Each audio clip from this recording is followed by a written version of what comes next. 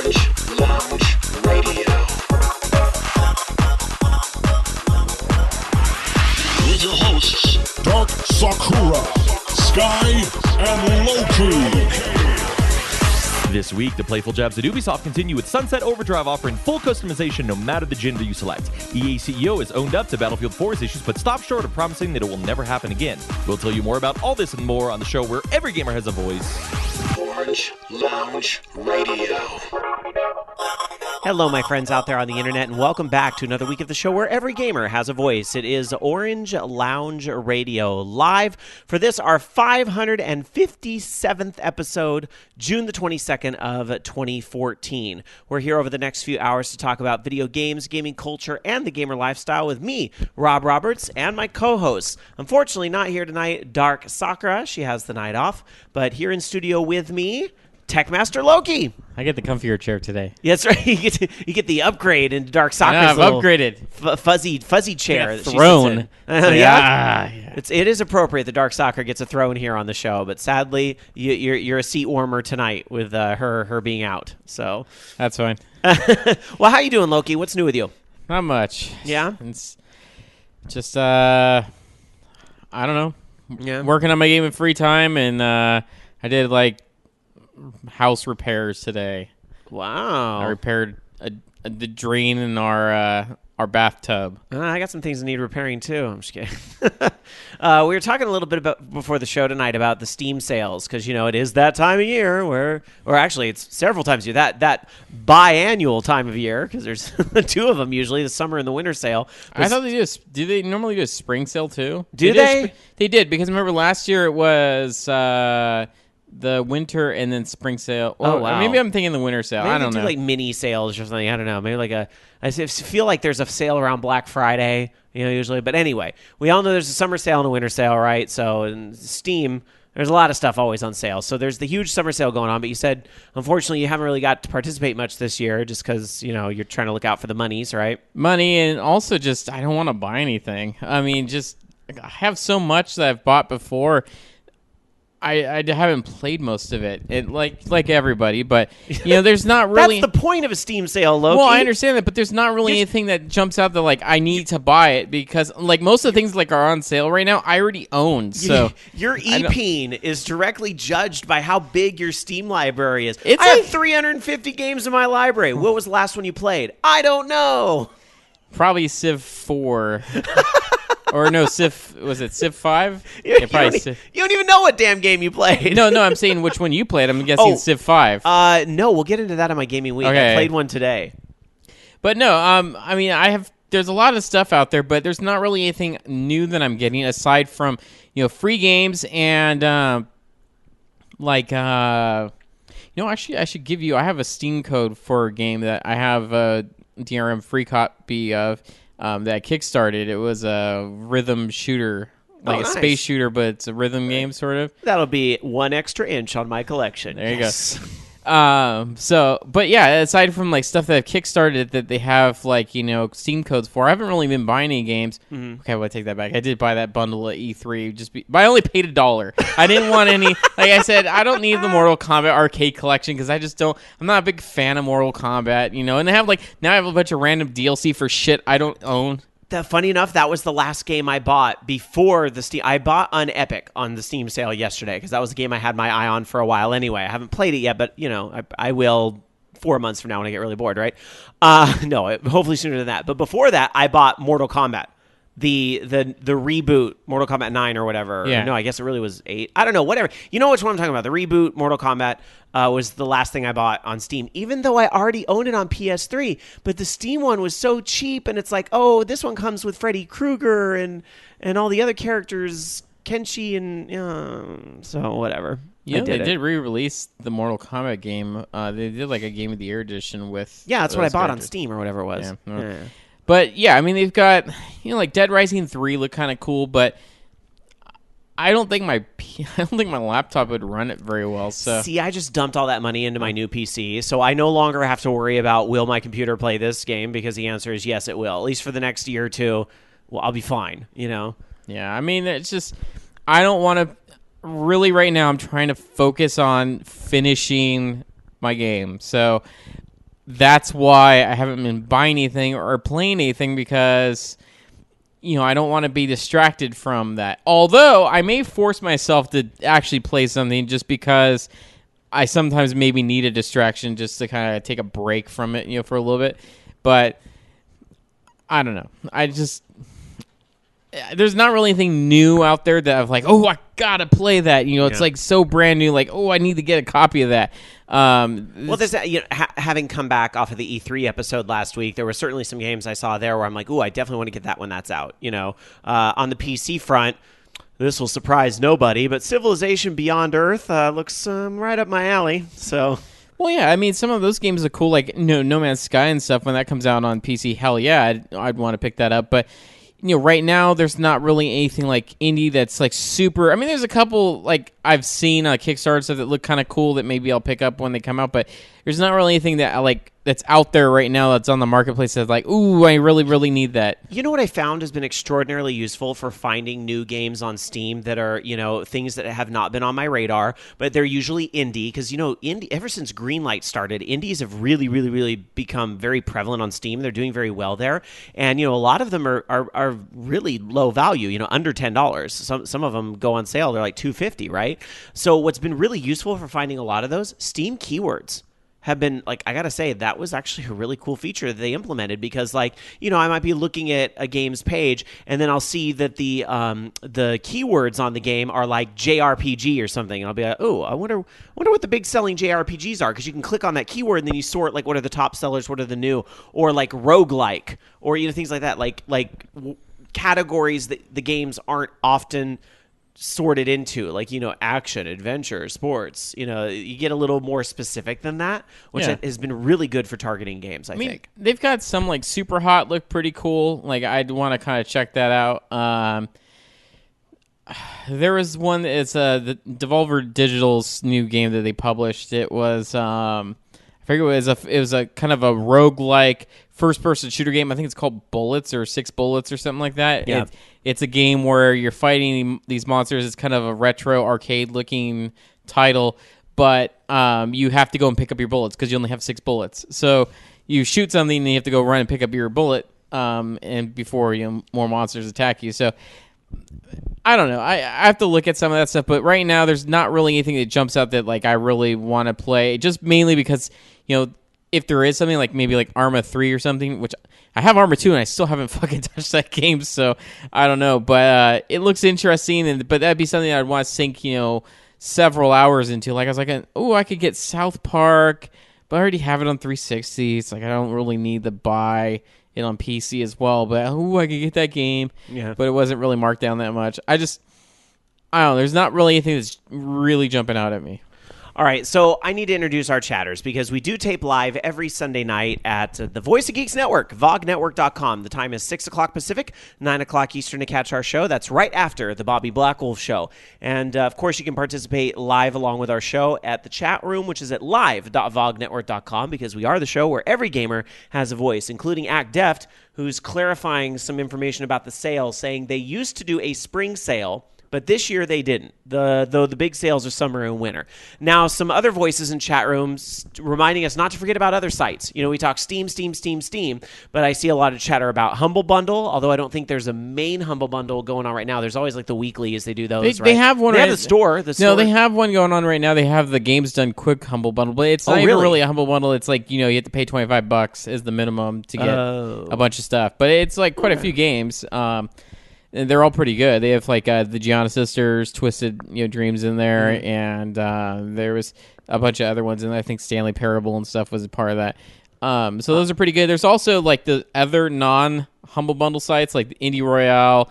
Well, I was going to say, Fifth Dream in our chat room at live.vognetwork.com says GOG, or Good Old Games, is getting more money for me than Steam this weekend, and Dungeon Buster adding to that. Good Old Games is having a summer sale, too, for classic titles and some not-so-classic titles. Yeah, that's good. Also, like I said, the Indie Royale, Indie Gala, there's one other one that they have, too, that's out there. But those also have, it's a lot of like kind of secondary stuff, but you can get stuff really cheap on there. Like they have like bundles for $3, $4, and it's usually like 8 games in there. And of course, there's always got to be those people that do the anti-sale, right? Remember Cards Against Humanity on Black Friday jacked the price of their game up by $5, and people still paid it, right? But I'm looking at our chat room at live.vognetwork.com. Our pal Bobby Blackwolf is in there sending over a tweet from @ForkParker, who said all Devolver Digital games are double the price in Portugal for the next 24 hours, which, if you don't catch the reference, appears to be a direct response to the World Cup game that just took place, which resulted in a tie, which I don't follow a lot of soccer if it's not preceded by Mega Man, which I believe puts the U.S. in a not-so-great position where they have to go up against Germany, which is a really good team. He was saying, though, if U.S. did win the World Cup, that he would give away 1,000 copies of Broforce, but he's like, I'm not actually going to do that because I know there's no way they're going to win or something. So, I love his humor. It's hilarious. Yeah, good times. Good times. Let's see here. So let's see if there's any other... Oh, yes, I did have another kickoff topic I wanted to talk about tonight before we got all on the tangent about Steam sales. We talk about new games here on OLR, but we love classic games too, right? Dark Sakura, she always does the classic game of the week, although I'll do one tonight since she's not here. But we try to find the balance between the classics and the new stuff, right? So I love stories like these, and this has been making its way around Facebook and Twitter and all the social media. This kind of went viral, so I bet a lot of you guys have seen this. I don't know if you've seen this, Loki. A brand new trick discovered in Super Mario Brothers, as in the NES launch title here in the States, Super Mario Brothers, right? Where now there's a new way to get unlimited 1-ups.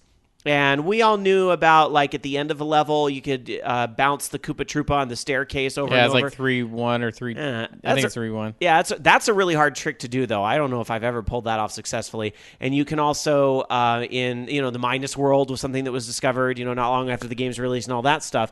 Well, somebody found a new trick that you can do in the game. And this was something that I guess was discovered on, like, a YouTuber or whatever. Keep in mind, this game is 30 years old. And what happened is that they were kind of ping-ponging against Mario and Luigi. And what they found is that in order to do this, you have to go through the game one whole time, because this is something you can only get on the second quest. Okay? You take player one's Mario to the second level of the game and throw away your first life. Then you have Luigi take over and get all the way to World 5-2. But if you're good at Super Mario Brothers, it shouldn't be too hard for you, right? And you get to the hidden beanstalk block that's halfway through the stage. What you do is Luigi starts climbing the vine, but you wait and then get killed by the Hammer Brother that's right there. And what that does is that causes you to get killed while the vine is growing. So when you switch back from Luigi to Mario, guess what? The vine keeps growing. And suddenly this vine appears in World 1-2 at the very beginning, and all you have to do is you use that to bounce on one of those little beetles, because all the Goombas at the beginning become beetles in the second quest, and there you go. Unlimited 1-ups. Now, obviously that's not easy. It's not an easy thing to do. It's also very ridiculous considering that you're already, to level 5 or World 5 in the game. So but on the second quest. On the second quest, it's like, okay, whatever. But you still got to admit, 30 years after the game comes out, finding new bugs and new glitches and, finding other things beneath the surface is pretty darn cool. Because obviously with this really convoluted trick, nobody was going to find this right away. But it's, still pretty cool. So, yeah. Any glitches in old games that you always enjoyed, like especially when you were younger as a gamer? Hidden secrets and things? I don't know. I just remember the only one I can think of. It was kind of stupid, but in was it Go-Glo 13 on the NES, you can make a moonwalk. Really? Yeah, you can get it so that the animate like he's stuck in one way and you can move a different direction, so it looks like he's moonwalking. Nice. That's kind of fun. I was always a fan of the custom passwords that were put in games, which I guess was probably for debug or whatever. But, you could put, like in Metroid, Justin Bailey, and, have it underlined or whatever. You could do the Kid Icarus, you do the terror, danger, horror. God damn it, I don't remember I think it's just a bunch of exclamation points is the last one you put. So, and then that is like, you start partway through the game with this weird configuration of items and things like that. So, I don't know, I always kind of like that stuff. Because you know, when those games didn't have save batteries here in the US, you know, because they were disk system games in Japan, they came over here, they don't have batteries or whatever. Like, that was really the only way you could be like, I just want to sit down and beat the game real quick in one sitting. You know, there's no warp whistles like there are in Mario Brothers or something like that. If you just want to spend 30 minutes, you want to beat through the game, you have to use these, you know, crazy passwords. So I kind of always like things like that. I remember we used to mess with Game Genie codes, especially in like was it Street Fighter or Street Fighter 2 and stuff, where you'd do the codes to play as, you know, the boss characters in there, but it wasn't really the boss characters. It was just kind of the boss character skins on like Ryu or something like that. And so you'd have, you know, you could do that with like, okay, I want block on the Ryu's skin, so you do like, you know, a hurricane kick or whatever, and he's just like in this shock, you know, shock animation while he's flying across the screen. Or, you know, if he did E Honda, he'd be doing the 100-hand slap as he flies across the screen. Oh yeah, I never had a Game Genie, but I always those good times. I think I've like borrowed one from a friend or something, because you could put in some crazy codes on those that, you know, which was probably the equivalent of like editing the registry on a game or something on a PC, you know, like where you could, you know, really screw some things up by changing values. But yeah, that was some good times with the Game Genie. And then my other favorite was watching my friend's copy of Akari Warriors that was just really glitchy. Like, it was like dirty or something, but it would get glitchier as we'd play through the game. So like at one point, like, hey, I'm stuck under the background now. I can't really attack anything, but I'm gonna keep following you guys. And I don't know. It was really silly because it would just, you know, be completely messed up. Dark Tetsuya in our chat room at live.vognetwork.com is talking about all the ones from Street Fighter 2, The World Warrior. You could turn Dalzium invisible with the right button combo, or Guile's various tricks, and you could even reboot the game. Yeah, wasn't there the whole like quote unquote handcuffing, you know, Guile's handcuffs or something? That was like that was like a it was an arcade urban legend, but like you could do it on the Super Nintendo version, but it really was just that you like stunned the other character or something, and it caused the game to reboot. I don't know, my memory's a little fuzzy on that. Sorry guys. But yeah, I also liked codes that would like really change the nature of the game, because you guys all know I love the Guardian Legend, right? It's like one of those 8-bit Nintendo classics that, you know, I think was really underrated at the time, but in retrospect was like so freaking phenomenal. Well, there was a code in that game. If you just put TGL as the password, you just put TGL, what happens is that it removes all of these Zelda-esque stages, the overworld parts of the game, and it just becomes a straight up shooter. You just play the shooter stages. That's all you do. So it's like it kind of like changes the nature of the game in a way. I always thought that was kind of cool. And you'd even get like, I think you get random power ups that you would get from the overworld stages, like after each stage. So it's like they built this mode of the game specifically for people to be able to play like just a shooter. It's kind of neat. And Dark Tetsuya says the handcuffs was only in the arcade version. All right, my bad, guys. That was like 20 years ago. All right. So game glitches. Good times. Good times. Seeing if there's any other comments in our chat room over at live.vognetwork.com. Dungeon Buster says turning the power on and off really quickly with the Atari VCS created screwy game effects. I don't remember that. I seem to remember there was something, though, where we would sit there and we'd reset the game like 30 times to get something to happen. My memory's really fuzzy, but I remember something with that. Because, you know, like the switches on that thing they were like these little nubs you'd push up, and like the reset one you could literally flick. And like I remember sitting there flicking it like 30 times to get something to happen. But I don't remember what. It's a really horrible story, isn't it? You guys, something really cool will happen. I just don't remember but what. I don't know. But I was like 6 at the time, so just try it on all your games. Tiger Claw asks, what does TGL stand for? The Guardian Legend, Tiger Claw, the name of the game. Perhaps you missed me saying that was the name of the game. Let's see. Tiger Claw also says, I remember back in the days when playing Metal Gear on the NES, I used to try to enter random passwords into the game and sometimes get lucky when the game loads with a certain number of items I couldn't find before, making the game easier to play through. Huh, interesting.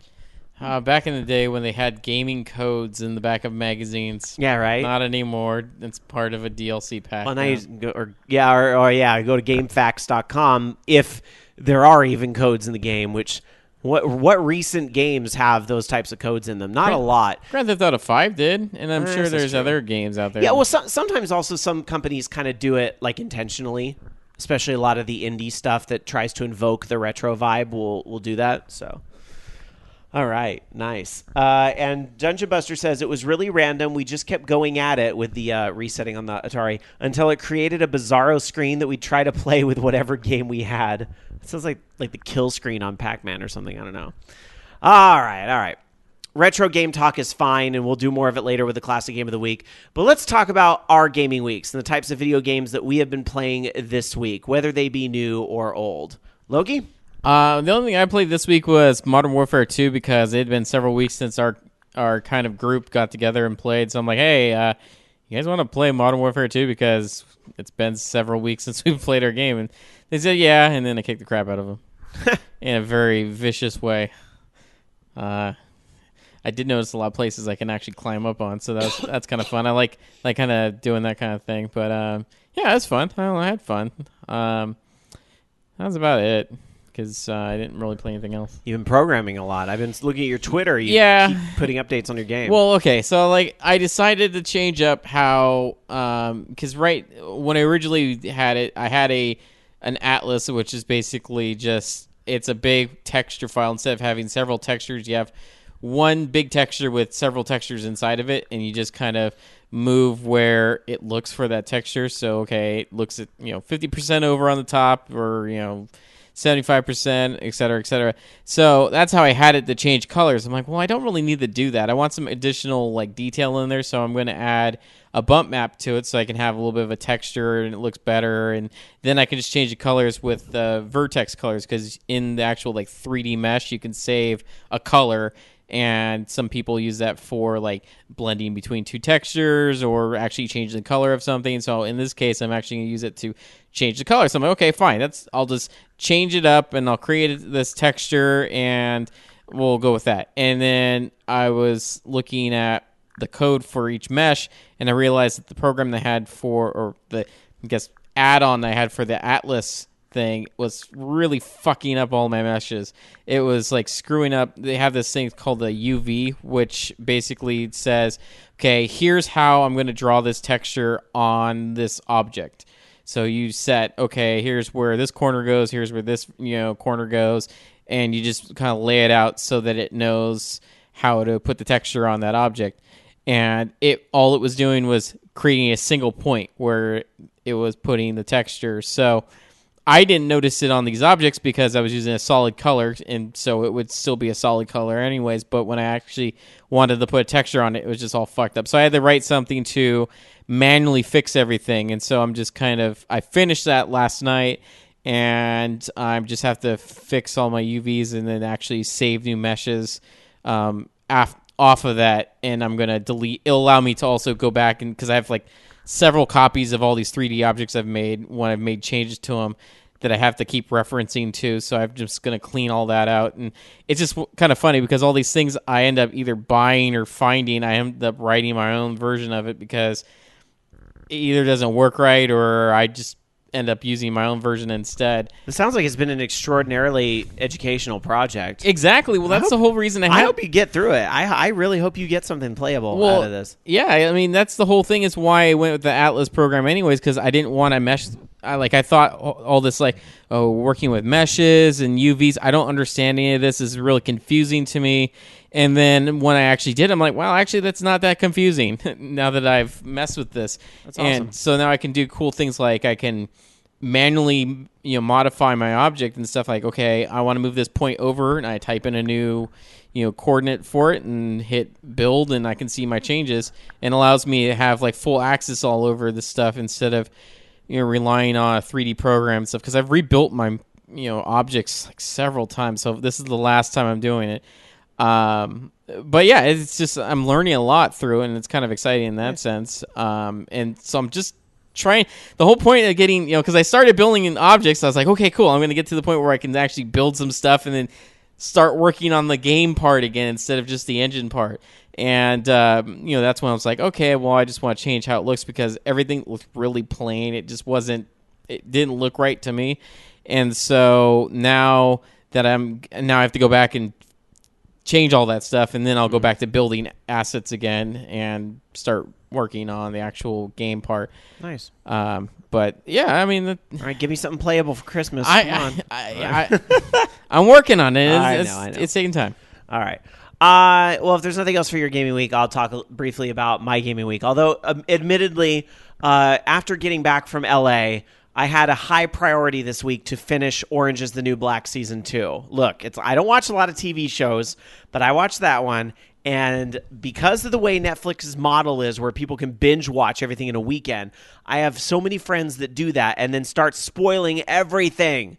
So, like, I'm afraid to go to certain places on the internet, Tumblr being one of them, because I knew I would get spoiled on Orange is the New Black. So I finally sat down, watched the whole thing. And don't worry, I'm not going to spoil anything about it. I will just say I finished it finally, so I could finally use some of that time to play video games again.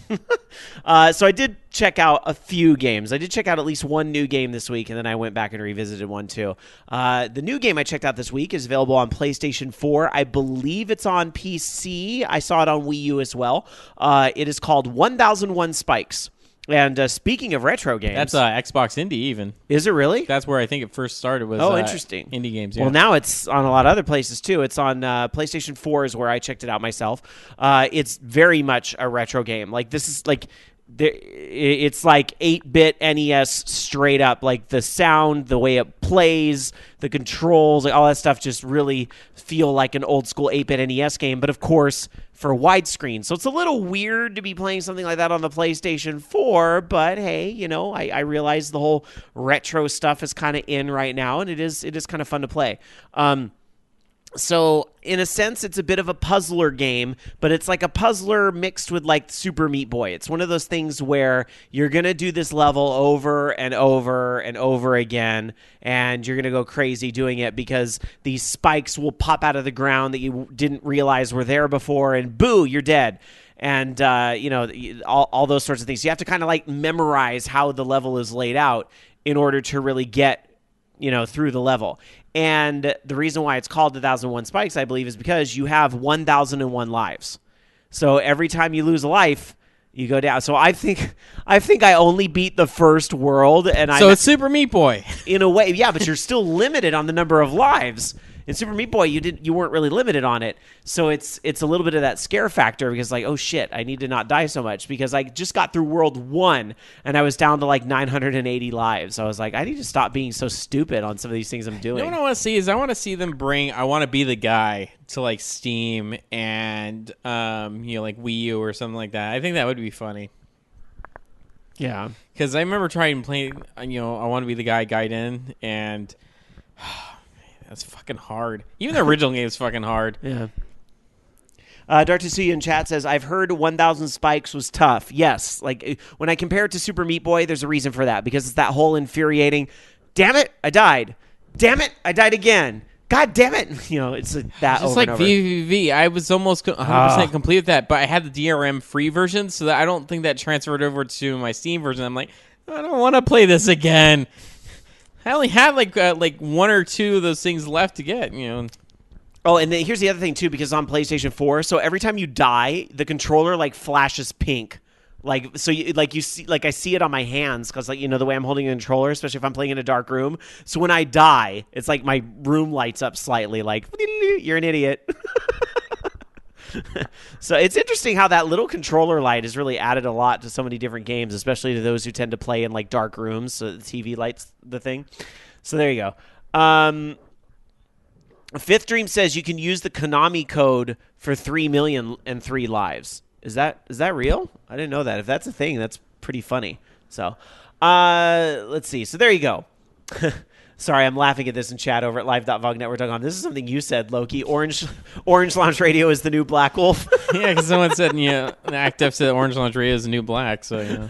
I like that. That's funny. All right. Okay, so I did revisit a classic this week, too. So you guys know Shane, good pal of mine, been friends a very long time. And Shane has this really good ability, if you weren't aware, to talk people into buying and playing games that they probably wouldn't have done otherwise, right? Like, the man should sell video games for a living. Like, I realize that's kind of what you do, Loki, but like, Shane's really, really, really good at it, right? So the game he convinced me to give another go to so I could play with him and one of his other friends he plays MMOs with is Final Fantasy XI, the classic. And Loki, you're making needs a to go face free over to play. I mean, seriously, that would ruin my life, though. Well, and my God, is the system to like get your character activated and all stuff of that game? It's a mess. Like, because the play online system is so old. Like, they've really had to kind of back end all this new stuff, like the Square Enix Global ID and all this stuff, into the the old play online thing. So, but I did finally figure it out, and I got it up and running. And I'm being trolled by Alan in our chat room over at live.vognetwork.com, who says, how many MMOs are you subscribed to right now? Just wondering. I have three MMO subscriptions right now, but not on purpose. Okay, here's what happened. Final Fantasy 14, that one I'm like actively playing and I like a lot. I did 11 for the lols, and I'll talk more about that in a second. But my third subscription, I accidentally got my World of Warcraft subscription renewed for another month because I went back to that last month just kind of on my own whim. I was just like, I wonder what's changed, what's different, and the answer is nothing. So I check that out, and I went to go like, I need to go cancel my game before it recharges me for another month. I log into the site, and it had renewed the day before. Yay. So yeah, I ended up paying for that for another month. So right now I have 3 subscriptions, but the World of Warcraft one will expire next month, and I'm not going back to that until the expansion is out. And I don't think the Final Fantasy 11 one will last very long. It's just kind of one of those, like, for the lulz things. But I will say this, Loki, since I know you used to play the game for a long time, yet again, even though I kind of flirted with this game about a year and a half ago or so. I was playing for a little bit, and I talked about how like some of the experiencing was different because you use the books. You go out in the world and you find the books, and you can kill certain monsters that way. Well, they added 2 new like really, really major things into the game to make it a little more less grindy and honestly more single player friendly. And the hugest one is called the trust system. And with the trust system, what happens is you get this quest and you'll go find certain NPCs, and they will allow you to basically clone them to make alter egos of them so that they can join you in the world. You summon them, basically. It's a new type of magic category called trust, and you summon them, and so it's like you have a party full of NPCs, but they're fully functioning party members that will act like, those class types should. For example, since I started in one of the cities in 11, Bastok, you can talk to an NPC that is a warrior, Naji, who's a warrior in Bastok, and so he'll join your party. So I have a tank. So when I'm a red mage right now and I can cure myself, me and a tank make a pretty good party. Oh, man. Yeah. And here's the thing. You can have up to 3 of them at one time. Oh, man. So you can have a party of 4 anywhere you go, right? Okay, so that's one big thing that and I guess just in the last update, they made it so that like if, let's say Shane and I are in a party, he can call 2 people, I can call 2 more people, we have a full party. Every party is 6. Yeah. Is it party? Final Fantasy 11 parties are 6 people. Really? Yeah. WoW is 5. 14 is 4. They all have to be different for some reason. I don't remember. It's been so long. Yeah. So let's see. So yeah, there's that, and then the other big thing they added to the game is something called the Records of Eminence, I think is what it's called, and it's like achievements. Okay, it works like achievements, but they're achievements that get you rewards, and it's rewards in the form of XP.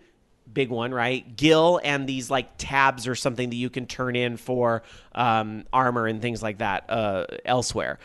So it's like, kill 10 monsters in South Gustaberg, or do a move that does 11 to 20 damage 10 times or something like that. That's so pretty cool. Yeah, when you do that, you get XP. So it helps. God, I wish this game would go free to play. So like in one night last night, I got to level 10. Real quick. Or I'd be fine if they just raise the price. Let's just raise the price to like, back to $50 again and make it like buy to play, like Guild Wars.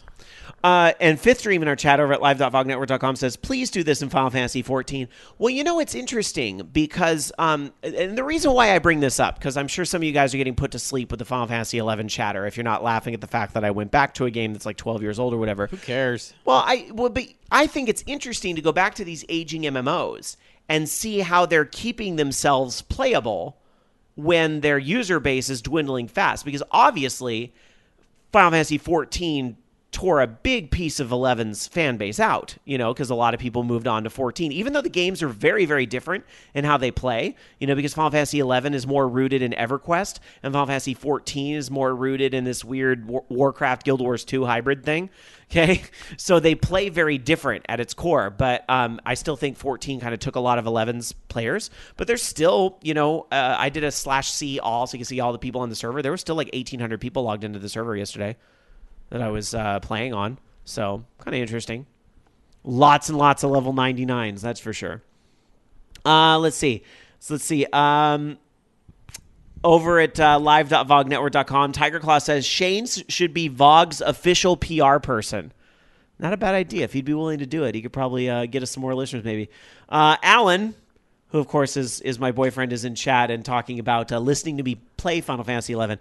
And when you try to sell him a game, he's like, this is stupid forever and I'll never play it forever. And he stays true to his word. He will never play it. But Sky is like, Shane, stop it. And look at what happens. That is all in response to Shane is the worst enabler. So there you go. So yeah, I went back to Final Fantasy 11, but I don't know how long it'll last. I mean, it's still, I gotta say, there's still things about 11 that hold up very well after 12 years. The graphics are starting to show their age a little bit, but especially on the PC where you can kind of up the resolutions and everything through some registry edits, it doesn't look bad. It's still, it was a game on the 360 and it probably looks about like that on your PC. So it still, has that. The music is still great. The class design is really fantastic. There's so many classes in the game, and the fact that you can have a main job and you get a sub job where you get half the levels of whatever second job you want, and that you can switch those jobs on demand at any time. That whole system is really fantastic, and I can't think of anything really like it in other MMOs. So, because even 14 doesn't have sub-jobs, it has cross-classing, which is kind of a different thing. Oh, man. Final Fantasy 11 HD, free to play. Dream on.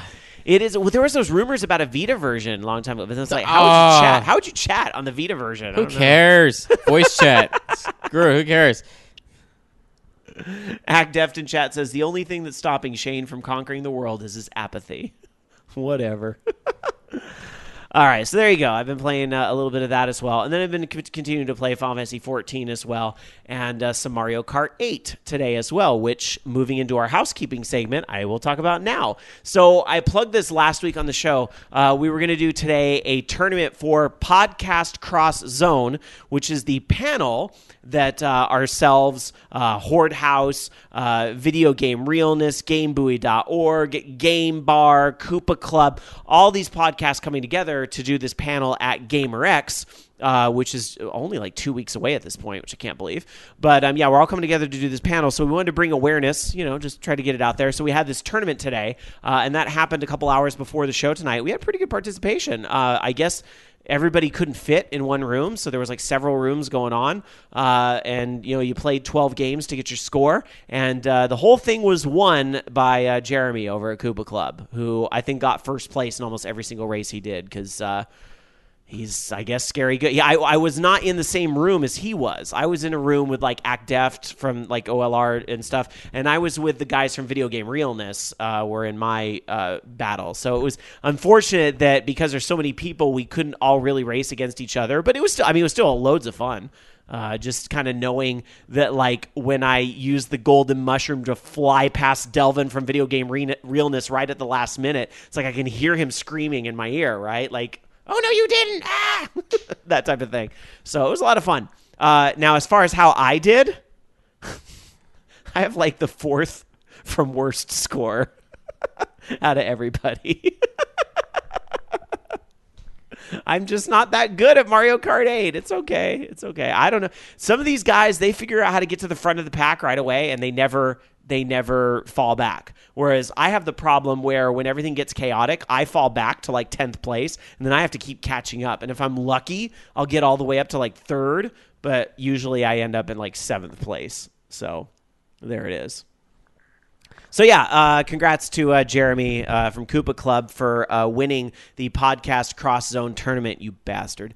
Even though they gave the prize because they wanted to give the prize to like a listener, they gave it to somebody else, and I unfortunately don't remember who that was off the top of my head. But I think it was one of the listeners of Koopa Club that ended up winning that. So grats to you guys. Speaking of Koopa Club, they had me on as a guest on Friday. We taped the show, and it was myself and some of the guys from Koopa Club and Slykick from GameBuoy.org all did the show, and I gotta say it was really funny. And we played Nintendo Password, like you know how we do game shows here on OLR. They do some on Koopa Club too. They do Password as one of their games. So we did Nintendo Password, and there were some crazy words, which I'm not going to give away what happens, but one of the passwords was fire. I think it was fireball, right? And I said fire, and that wasn't good enough. So the clue John gives me to try to get it is just like, what are you doing right now? So check that out. I don't think they posted it just yet, but Jeremy said he'd get it up today or tomorrow. So it's episode 52 you're going to be looking for. So they really edit their podcast together and, you know, shift segments around and put music in it. So it takes them a little bit to edit it, but check that out. That's Koopa with a Q, Club with a K. So they're QK. So check that out. I will be on episode 52 whenever that is posted. And that is really all I can think of for housekeeping. Because of Podcast Cross Zone and GamerX, there will be no show on July 12th. But we should be here. There's 2 more shows until then. Our 12th birthday here at Orange Lounge Radio is tomorrow. Our very first episode was June 23rd, 2002. So we will be turning 12 years old tomorrow. So we didn't want to have a bunch of celebration, though, without Dark Sakura here, so we'll talk a little more and have some retrospective and reflection on 12 years of Orange Lounge Radio next week on the 29th of June. All right, that's all I have for housekeeping. Plugs for Twitter, twitter.com/OLR, and Facebook, facebook.com/Orange Lounge Radio. Let's get into some gaming news. Loki. All right, so apparently Insomniac Games does what Ubisoft doesn't. And that would be, it was funny, they had this nice little teaser video. I was talking about Sunset Overdrive and the customization. And of course they said, you can play as a male character or as a female character. And all the customizations are completely neutral, or gender neutral. So if you want to have a guy in a dress or you want, a woman in, I don't know, guy clothes, I guess, regular clothes, you can do that. And what's kind of funny, a little tongue-in-cheek, I guess, with the video, they had the character dressed up like one of the assassins from Assassin's Creed. So that's pretty cool. At least lots of customization there, because I know all the gameplay that they've shown so far has been kind of the punk rock looking guy from the game. So very cool that they have that, and apparently not impossible to do. So yeah. Awkward. That was some pretty epic shade throwing by those guys at the whole Ubisoft thing. But it's one of those things where you kind of look at it and go, "Wow, that was some shade." But you kind of go, "But that needed to happen. Like Ubisoft needed to be spanked like that, for that really open mouth insert foot comment." It is pretty ridiculous. I mean, they could just keep the animations with the same guy animations. And I get it that, in co-op, you're really just playing clones of the main character. So yes, that's all they had. That's what they should have said. That's what they should have said. They go, well, we don't have any customization because you're just playing clones of the main character. Done. Topic done. That's all you have to say. And then said, we do have some strong, diverse characters in this game, not historically or whatever. This whole we have a diverse team working on. Here are some other examples of diverse characters in the game. And then if they can't name any, well, there's a bigger problem, Ubisoft. But and then I think they said even maybe they're talking the next Watch Dogs game or something. They're saying that they wouldn't be doing a female character, or I don't know if they are, or they were talking about the original Watch Dogs games. But there's another game that they mentioned that also female characters weren't going to be a part of. But I just I think if they just explain that, listen, we didn't design any other characters other than any other playable characters other than this main character, and so that's why they play as clones. I mean, we don't have any other guy characters. We don't have any other women characters. That's why we designed all these things. And to go ahead and add any, if it was guy or women playable characters, it would have taken a lot more time. Keep it at that. Keep it not. Don't make gender an issue in it. But when you say, "Oh well, it's too hard to render women," you're just you're just asking for trouble. Stop talking. You're making it worse. So it's just, I don't know. Sunset Overdrive looks awesome, and I'm glad to see that there's a lot of customization there. So it'll be kind of cool when that comes out. I'm still waiting to hear when we're going to hear about the next Assassin's Creed, what the current gen, or not current gen, last gen version. I guess that would be Gamescom maybe was when they're going to announce that. Oh, I mean, are they going to put Unity on the... Unity's only on PlayStation 4 and Xbox One and PC. Oh, are they still doing an Assassin's Creed for the They're doing previous? one for, it's like, I thought it was like Cosmos or something, like Assassin's Creed Cosmos, or it's something that had to do with like space. I don't remember what it was. It's not actually in space, but it's just like... I was like, that's when you know this series is jumped the shark. When it's Assassin's Creed in space, that's a bit much. Like, isn't that when Friday the 13th was like getting Leprechaun, all the scary movies? Like Call of Duty Ghosts. Sure. Call of Duty Ghosts, they had a mission, I think it was in the trailer, where it was people fighting with, submachine guns in space. It was really ridiculous. Going to our chat room for some comments on this over at live.vognetwork.com. JVMon says, Sunset Overdrive is my most anticipated game of the year. I don't think you're alone in that. I think some people are going to finally pony up for an Xbox One because of this game. I may or may not be one of them, but I also may or may not be more motivated by Forza Horizon 2, which, yes, I realize is on the 360, but it's going to be prettier on the one, and pretty's important. Let's see. SSG 100 Matt says, there are some fights you can't win. This is one of them. Well, like I said last week, though, this was just the dam waiting to burst, because obviously there are some major problems in the industry.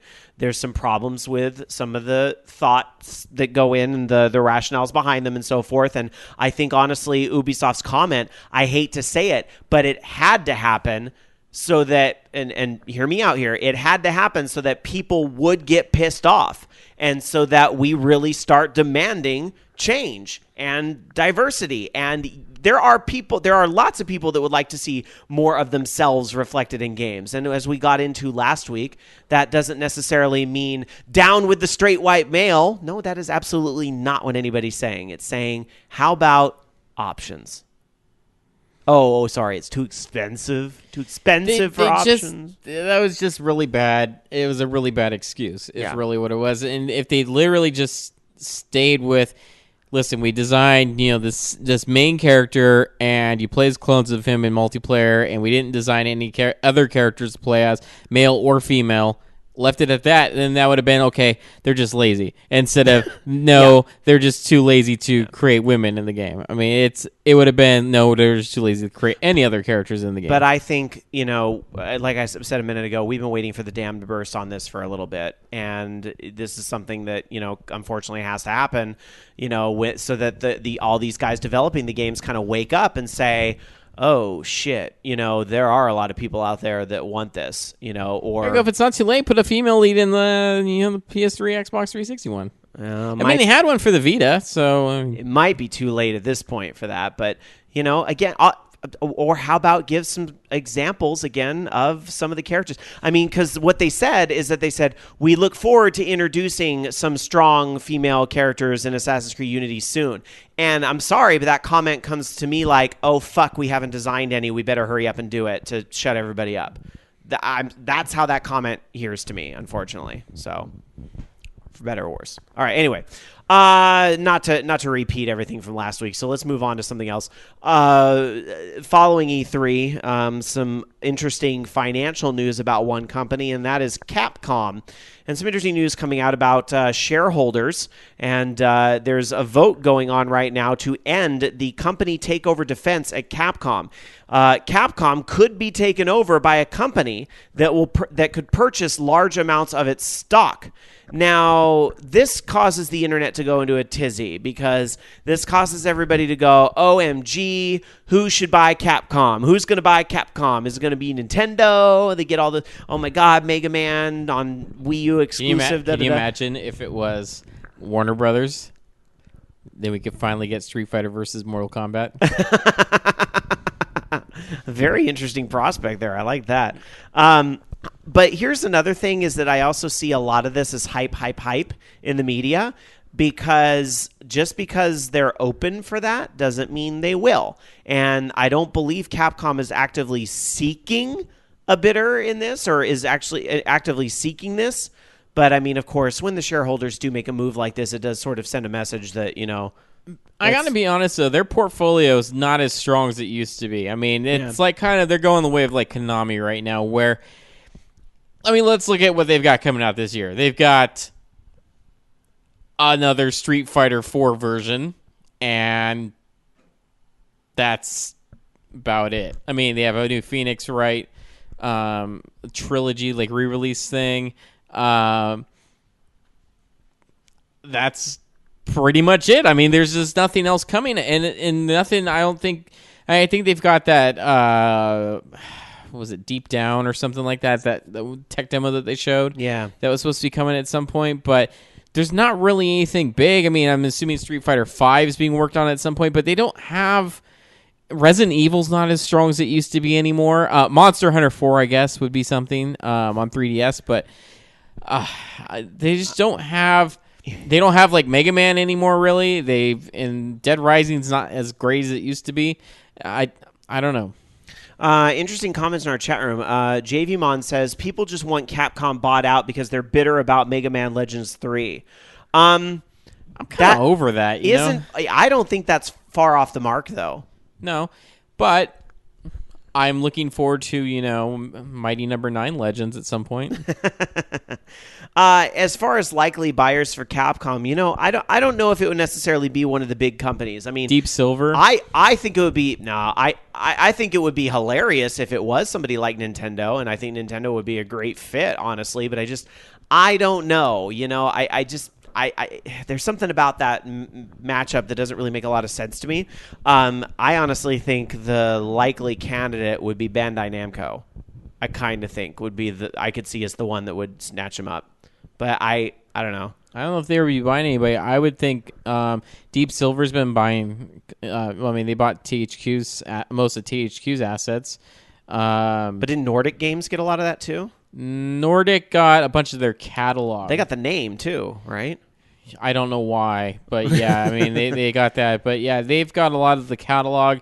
They have MX versus ATV, but like most of the main franchises that they had were purchased by Deep Silver. So I could see them maybe doing that, because Deep Silver also had who else did they buy? They bought another. Oh, they bought another company too. But I don't know. So I don't know. I could see them doing that maybe, but yeah, I don't know if it means necessarily that anybody's going to buy them out right away. I don't know. Konami could use some extra titles. It would be kind of cool to roll that together. Because I'm surprised Konami's not being bought out by anybody. Because Well, and I said that last week. It's funny because I said last week, if anybody's probably gonna get bought in the next few months, it's going to be Konami. And then the news comes out like the next day. Oh, it's Capcom's the one that's up on the block. Don't get me wrong. Metal Gear Solid 5 looks awesome, but they're banking everything on Metal Gear Solid 5 because if that shit doesn't work, then I guess they're going to be going straight slot machines, because they've got that in Pro Evo, and that's it. That is their slate. Pro Evo is the only thing coming out this year, so they're hurting. All right. Speaking of Capcom, some interesting other news coming out of there that is around Yoshinori Ono. And Yoshinori Ono, of course, a lot of people know as the producer of Street Fighter 4, which keeps going. It's the game that keeps on giving. Well, this week he announced that he is leaving Capcom Vancouver. I resigned from the director position about Capcom Vancouver. Thanks, good staff of Capcom Vancouver and Dead Rising staff. I had to take some time. I think over very carefully about next things. I'd like to watch TV for Brazil World Cup before thinking it. Now, this caused a lot of people to go, "Oh fuck, he left Konami. He left Capcom, right?" But actually, he furthered. He did like a little clarifying tweet. My position within Capcom has not changed. I'm still involved in all the projects I'm currently working on. Only my role for Capcom Vancouver has ended. So interesting. So he's just like, instead of being whatever he was plus head of Vancouver, yes, I can I can understand that maybe you're stretched so thin you've really got to focus on like one or two things. Like, I understand that very well. So I can see why he resigned in that regard, where it's like, if he's not able to handle it all because there's too much going on over here or whatever, they've got to be looking at the future of Street Fighter in some ways. Like, somebody's got to be whispering Street Fighter 5 over there at Capcom. Somebody's got to be doing it. I mean, because they keep cranking out these sequels to Street Fighter 4, and it's like, really, how many more that can they do? So somebody over there's got to be begging for Street Fighter 5. I think they're already working on it. Well, of course. Probably next gen, but yeah. That would be cool at Tokyo Game Show if they showed something like that. You never know. So there you go, a different, a revised or reduced, I guess, role for Yoshinori Ono, but at his own choice there. Yeah. Well, speaking of Capcom, can I jump in real quick with an yeah. interesting comment from our chat room over at live.vognetwork.com? Blueberry jumped in with a comment saying, Konami doesn't really focus on games any longer. They have sports centers and everything in Japan.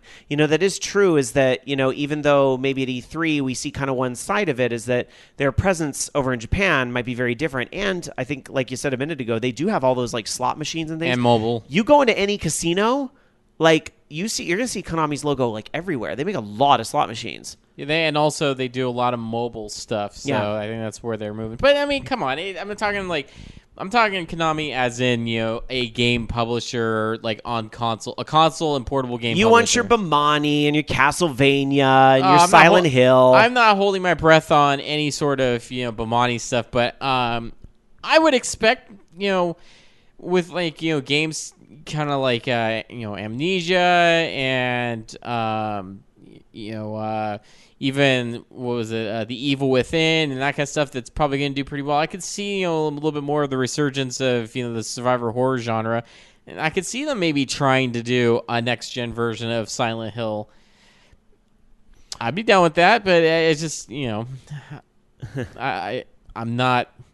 They've had a lot of flops. I'm just hoping that they, hit a home run with one of these. Act Deft in chat saying Konami at E3 said, I keep mixing those two up tonight. Act Deft says Capcom at E3 said they're working on Street Fighter 5 for the new consoles. So, but that's as a given as, there's the PlayStation 5 is currently being developed somewhere. Absolutely, of course. And the successor to the Xbox One. Absolutely. Those things are planned out years and years in advance. Hey, guess what? There will be new Nintendo hardware. It's being planned right now. It's just it's nowhere near time to show it yet. I think it needs to be brought up, but where the fuck is Tekken Cross Street Fighter? Oh, yeah. Good question. Where is it? It wasn't at E3 this year. That's true. That kind of disappeared, didn't it? Yeah. Huh. Where is it? Well, I'm assuming at this point it's going to be next gen. Maybe I was wrong in my Bandai Namco idea. Maybe there's some bad blood going on there. I don't know. I don't think it's bad blood. I think they're probably just developing a new engine for a new Tekken game. Yeah. That they're going to put out a straightforward Tekken game, maybe like a Tekken 7 or something. Yeah. And then they'll run off that engine. And so they'll build, two birds with one stone. They held it for next gen. They held it for next gen, and they're building a new engine for Tekken 7. And that'll be that. Okay, so anyway, speaking of Capcom, this is kind of interesting. I've never heard of a straight-to-Crackle movie, but apparently Dead Rising is going to be a... What the hell is Crackle? I've seen it on PlayStation 4, Crackle apparently is Sony's like a video streaming app or whatever. It's like Netflix, but like Sony wants their own Netflix. But it's not necessarily. It's free. So all this, like, they have like a bunch of old action movies on there and stuff, and it's free. So you can get like a bunch of cool stuff on there. Well, now you're talking. I did not realize free was involved. At least when I perused it once, I'm like, shit, there's all this cool stuff I want to watch, and then completely forgot about it. But anyways, so they're gonna put this movie on that channel, and apparently it's being let's see here, who is producing it? Thomas Harlan. Did you say what movie it was? Yeah, Dead Rising. Oh, okay. Yeah, it's Thomas Harlan is producing it, and he did the Mortal Kombat Legacy digital movie, or not movie, but I guess a web series So they've got that, and on top of having it on Crackle, it's going to be also distributed on DVD, video on demand, and also TV, and I'm assuming like Netflix and all those other places. But it'll be at Crackle first. I think Crackle's free. I don't know. Like I said, I've only looked at it like a couple times. No idea what exactly the premise is going to be. There's actually quite a few people commenting on Crackle. Let's see. ActF says it's kind of like Netflix. Blender says all free movies and TV. Sky. I watched Lords of Dogtown last week. Fifth Dream says Crackle has anime as well. Bond006 says think Hulu, Netflix, and Amazon Instant Watch. Well, yeah, but most of those that you name you have to pay for. Well, I guess Hulu has a free, but it's only free on PC for some limited things. But yeah, so it is free, I think, from what I remember. It's interesting, though, that they mentioned this, because I want to say that they had, for Dead Rising 2, maybe it might have been 3, they had like a little live-action short thing that they did that was kind of like a Japanese live-action short that was following like Dead Rising 1 or something like that. And they had kind of some stuff with that. So I'm just kind of curious what the premise would be, or if this is going to be, hopefully it's not like a Sci-Fi Channel movie quality or something like that, I hope it's actually something pretty polished. And, it says feature-length film, but is it a feature-length film that's going to be CG, or is it going to be a live-action film? I don't know. That'd be kind of curious. I don't know. I'm down with that. Interesting. I don't know what I would expect out of a movie like this either, but I guess, because it's based on a big zombie franchise, it'll just be like kind of like it's going to be weird though watching the main character go, "Hey, you know what? I think I'm going to put on this little kid's clothes, and then I'm going to stick this Mega Man blaster on my arm, and then I'm going to totally I'm going to run around with this chainsaw now." And I don't know. All right. Let's move on to news about the Xbox One in Japan. Yes, the Xbox One in Japan. It is happening, just in case you weren't aware. They're going to try to make it work in Japan, and it's launching in September. 29 games at launch. Some of the games that will be coming out include the launch window games we had, things like Dead Rising 3, Crimson Dragon. Also included things like Strider and Titanfall. Konami will be out with Metal Gear Solid 5 Ground Zeroes, so that'll be a pretty good, because I was wondering last week, what was going to be the game that really gets people on Xbox One, except the only problem is that Ground Zeroes is also on PlayStation 4. Well, and here's the other thing. The problem is Ground Zeroes is the prequel to Metal Gear Solid 5. Oh, yeah. So no one gives a shit Duh. about that. So and everybody has already played that on PlayStation 4. Tecmo Koei will have a port of Warriors Orochi 3 Ultimate. Cyberstep will have their free-to-play MMORPG Onigiri. That is a PlayStation 4 exclusive in North America, but it'll be available for the Japanese Xbox One at launch. That's very interesting. Some other titles that will be coming to the Xbox One in Japan in the coming months. Natsuki Chronicle, Shooting Love Trilogy, Azito simulation game. So some other stuff to look forward to there on Xbox One. And a new Raiden game. A Raiden game. Oh, yes, a new Raiden game. Hopefully it's a disc-based game, because you know what that means. Import, because it's region-free. Nice. Yeah. I'd be down with that. All right. Loki. All right. So this is kind of disappointing. Normally when we're talking, Nintendo going to court against, patent, infringement cases and stuff, they're pretty much victorious. Well, not this time. Unfortunately, they have ruled against Nintendo in the patent lawsuit against Philips. And this, I guess, affects both the Wii and Wii U, and the technology that they were kind of saying that they're infringing on had to do with the Wii remotes and the Wii U gamepad. So, not sure yet. They haven't really said what this is going to mean. If it means, what kind of fines, damages, are they going to try to stop the sale of the system? To which you can make the pun, do they really need to help them stop the sale of the system? That's only one, but no. Are they going to try to bar that? I don't think that looking at I want to say the Xbox 360 kind of had the same thing. They had like a patent lawsuit that involved that system. And Controller, right? I don't know if it was the controller. I think it was the software.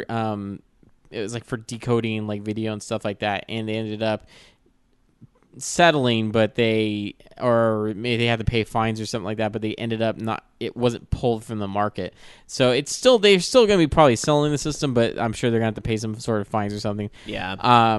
Or I don't know if they can, do some sort of appeal or something, but that's unfortunate. I guess you can't win them all, but That law and this is so complicated. And I thought I saw a story, somewhere like on Google News or something about how the Supreme Court was kind of starting to come down on, and that obviously we're talking U.S. versus U.K., but still, this is a problem in a lot of places. The U.S. is the Supreme Court here is kind of starting to come out and with a lot of decisions that are really anti-patent troll sort of thing, and you sort of get the sense that legally we're starting to kind of move towards a different system. Well, and I believe it said something about, don't quote me on this because I don't have the article right in front of me, but it was something about like the whole like you can't patent a lot of this software, these ideas and things that are in software. Well, what the premise is that they can't patent, say for example, say there's a patent out there for point of service or something like that, where you're purchasing something or doing something in the real world. You can't have another patent that says doing this thing but on a computer. You can't have a patent for playing music on a device and then saying, oh, but this is playing the music on a device on your computer. You can't have a patent for that if it's basically the same thing, or I don't know. It's kind of a step towards not being able to patent software, which I think is a good idea. I don't think you should be able to patent software. Maybe patent the code for your software. So and that's really how it should be anyways. So it just stops people from blatantly decoding, reverse engineering your software and just putting it into their software. That's the whole point of the patent office, is to stop stuff like that, stop you from reverse engineering these things, but not necessarily oh, well, this is a patent for, Wii remote type things, infrared wireless remotes. I have a patent for it now, and now you can't make any sort of wireless. It's kind of backwards the way it works. Game Guru in our chat room says that Nintendo is appealing, actually. Well, that's not a surprise at all. That's what would happen on the U.S. as well. Appeal. So this will not be resolved anytime soon unless they finally reach that magic settled out of court. So there it is.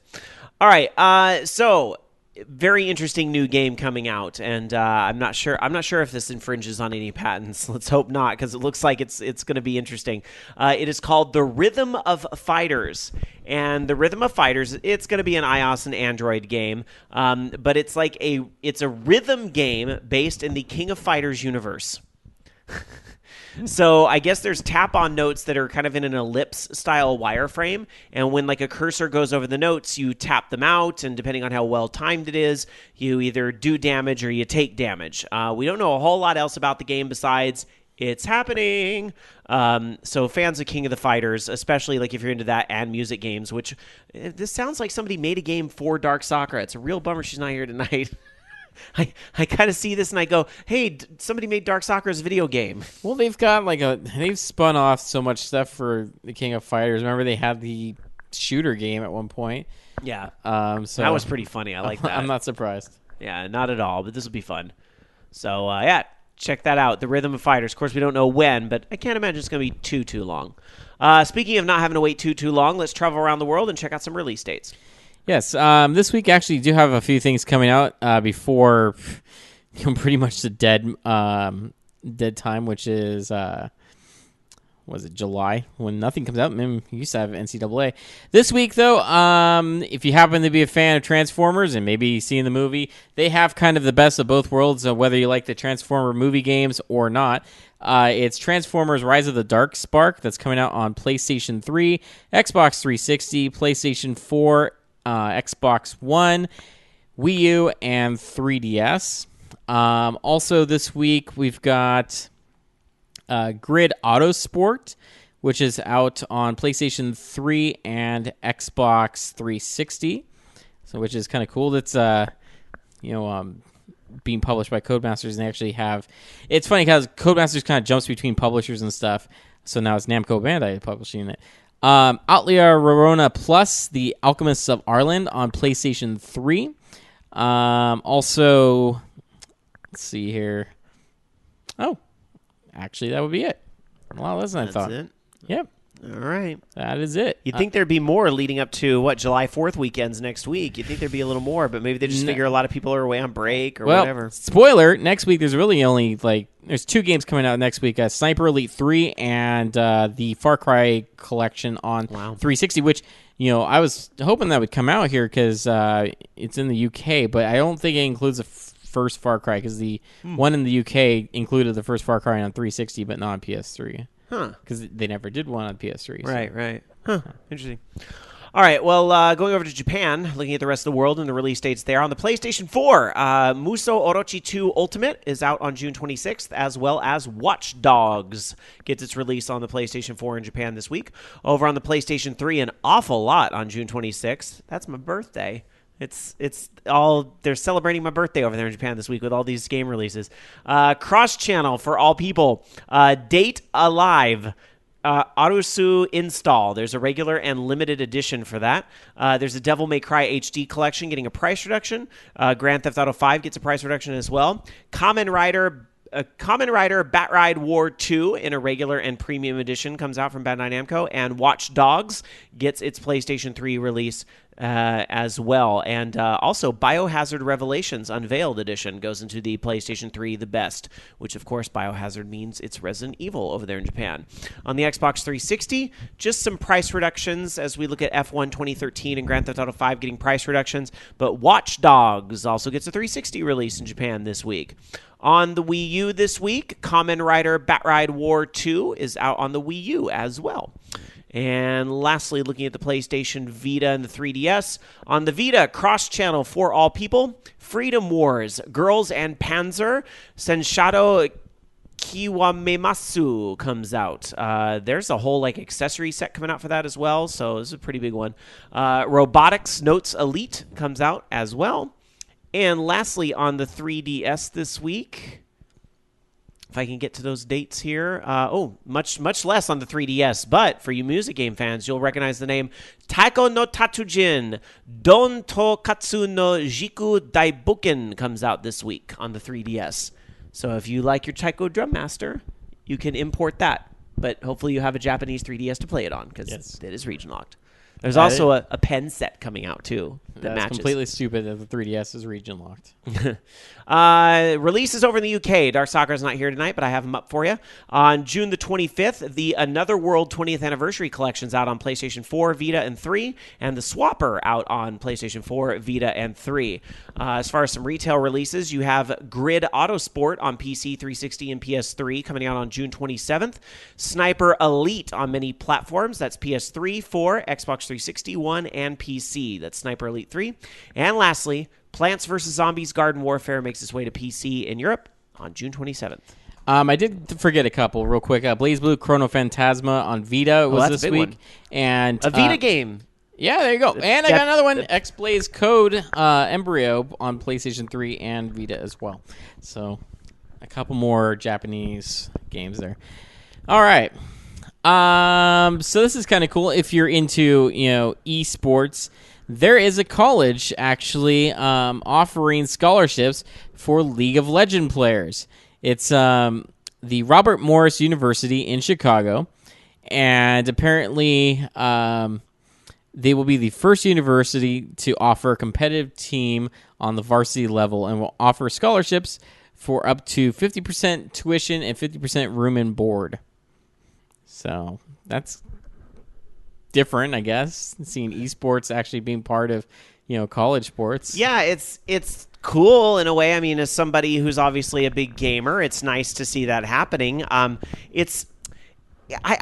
go back to those days when, we were focusing exclusively on music games, and we talked a lot about DDR and what was going on in that scene. And you remember when DDR became a sport in like Norway or something, one of the Scandinavian countries. I remember we talked about it here on the show a lot. You remember that when that happened? DDR became like an officially recognized sport in one of those countries. Yeah. And we talked about like could it become a sport here and so on.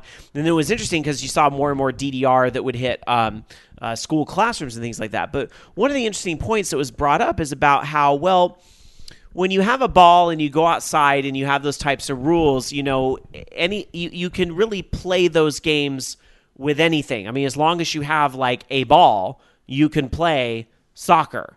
Now, granted, you might, or I guess you have to have really goalposts too, but you know how people will kind of modify these types of games. Like they'll say, okay, well that tree is the goal or something. You know what I mean? People like modify these things sometimes, right? But when it comes to an e-game, there's a third party involved in making the play field, and only they can do it, and only they control it. And it was, I don't know why, but that's what my mind kind of always goes to, is like a really interesting difference. And I get, you know, and I'm sure some people, chatters are going to say, oh, but there's regulation rules, especially when you're playing in college. You can't use any ball because there's regulations on the ball that you can use. And there's regulations on, you know, what the sizes are and everything like that. Yeah, I get that. But those, I still feel like when we're talking about esports, there's still a third party that's ultimately in control of all of that can kind of change that on a whim too. Like, aren't they making changes to some pretty big changes to some League of Legends maps? Like that was in the news not that long ago. I think we talked about it on Horde House this week. So, you know, I don't know. It's weird when you have I guess it feels way more commercialized when this third party's in control. And I even realize, yes, there's the NBA and but they are not involved with college either, but NCAA, if you will, or whatever.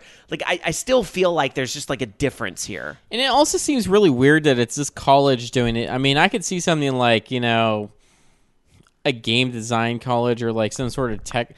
Like, I could see, you know, MIT or something doing something like this where they have, you know, a team that's playing esports. Maybe that's too cliche, but it just seems really odd that this random university is doing this. But hey, whatever. That's cool. It gets them a lot of press. Yeah. And certainly, you know, if you're a college trying to recruit some smart kids, you know, putting something out there, you know. All right, anyway, let's see. Rama in our chat room over at live.vognetwork.com says, if they're giving out scholarships for playing a fucking video game, I want to see scholarships for people building a computer. Let's see. SSG100 Matt says, DDR was going to be in the X Games a while back, but it fell through due to music licensing issues. That was another big issue with the whole sport thing. That's why I need DDR USA. You can do DDR USA because it's all Konami originals for the most part, I think. Didn't they have like Smoke on the Water and some of that other stuff? No, that was not in the DDR arcade USA. version. Arcade version. Was the arcade version? Oh, Stomp to My Beat was in the arcade version. Ha! No, it yes, wasn't. It was. Stomp to My Beat was in DDR USA Arcade. Was it? Don't play with me on DDR trivia. We used to play that song all the time. Yeah, but we used to play it on Fourth Mix. No, I'm telling you. Somebody look it up. Prove Loki wrong for me. I just don't remember that. All right. I thought it was... I know End of the Century was in there.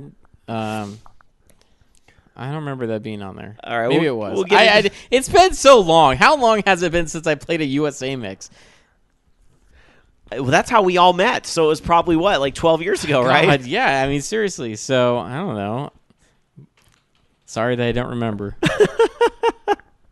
I'm actually trying to look it up right now on Wikipedia, but there's like so many freaking articles on this. You just need to look up, was it... Let's see, there's the releases, list of DDR video games. Let's see, so there's Dance Dance Revolution. Where's USA? There it is. And I can click it, and music, show soundtrack. Right there, biatch. Stomp to My Beat, JS16 in the list. All right, well, I just didn't remember. I mean, sorry. W-Dub would have been a license too, and there's Smile Decay, boys. But still, though, I mean, they could have done it, but they could have just not, not do the songs. Can't do the song. Everybody's got to do La Senorita. All right, let's get to the classic game of the week. Because back in the day, these weren't sports. They were just fun. Every week, Dark Soccer dives into the gaming vault and finds a game that she thinks, hey, you kids should be playing this video game this week. But guess what? She's not here. Ha, ha, ha. So I'm taking over tonight with my take. They should have made him play all Dance Dance Revolution solo bass. Heck yeah. That would have been awesome. Great. All right, anyway.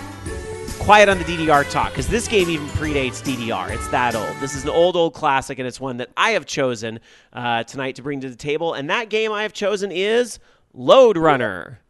That's right, Lode Runner. And the way Lode Runner, it's Lode Runner. And I particularly remember this on the Commodore 64, but this game does exist on a variety of platforms, actually.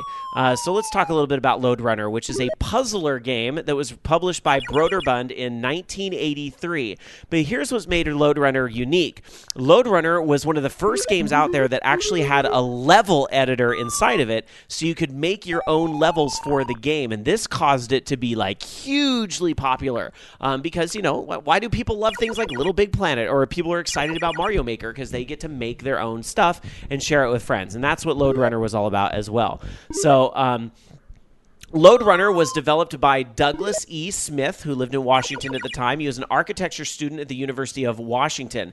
The prototype, which was originally called Kong, was written for a Prime Computer 550 mini computer, and it was on the University of Washington campus. It was ported after that to VAX, and then over a weekend in 1982, Douglas Smith built a playable version in 6502 assembly language on an Apple II Plus, and he renamed the game Miner at that point. He kept refining that version, and then finally he submitted his rough version to Broderbund, and he got a rejection letter that said, sorry, your game doesn't fit into our product line. So he borrowed money to get a color monitor and a joystick, and he kept working on the game because the original version of the game was black and white only. So Christmas of 1982, he submitted the game to 4 publishers, and he got offers from all 4. So he took the deal with Broderbund, which is interesting. They rejected him the first time, but he ended up going with them anyway. So anyway, he was given a $10,000 advance to go ahead and design the game and to do 150 levels for the game. Apparently, and I don't know if this is true or not, he paid neighborhood children to design levels with the editor he coded. That's cool. An awesome way to outsource. Mow lawns or design levels for my computer game. All right, so what was the game all about? Okay, so you played in these levels where you had ladders, and you had, I always called them monkey bars, but they were basically like wires that you could, kind of climb across. And there were bricks all over.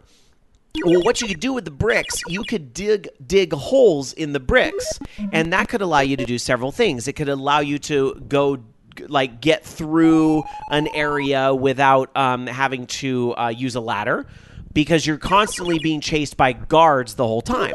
But if a guard falls into a pit, the gravity works a little different for them. They will not fall all the way to the ground. They will become trapped in that hole.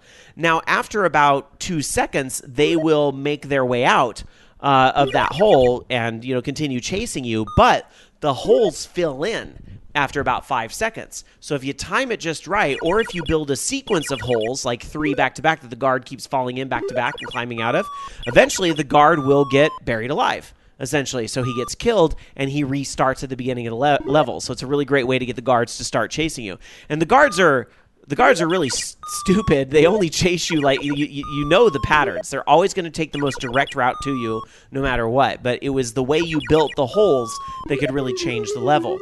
Now, of course, you're not just running around dodging guards. You're actually trying to collect gold throughout the level. And once you get all the gold, you go to the top of the screen to get to the next level. And the level designer, you actually have an exit ladder that you can design that would show up once all the gold has been corrected. So you can only dig a hole on the sides. You cannot dig a hole underneath yourself. So meaning if you fall in a hole and you get stuck, you will die. Unless you are smart enough to build like a line of 3, fall in, a line of 2, fall in, a line of 1. You can do that really quick if you don't have a lot of guards chasing you. So, kind of neat there. If you start with 5 lives, but every time you finish a level, you get an extra life. And if a guard catches you, of course, the current level restarts. You can fall as far as you want, but you can't jump.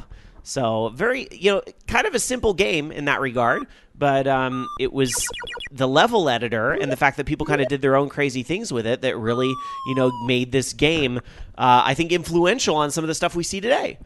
the game was pretty well received when it came out. For instance, PC Magazine gave the game 16.25 out of 18 points.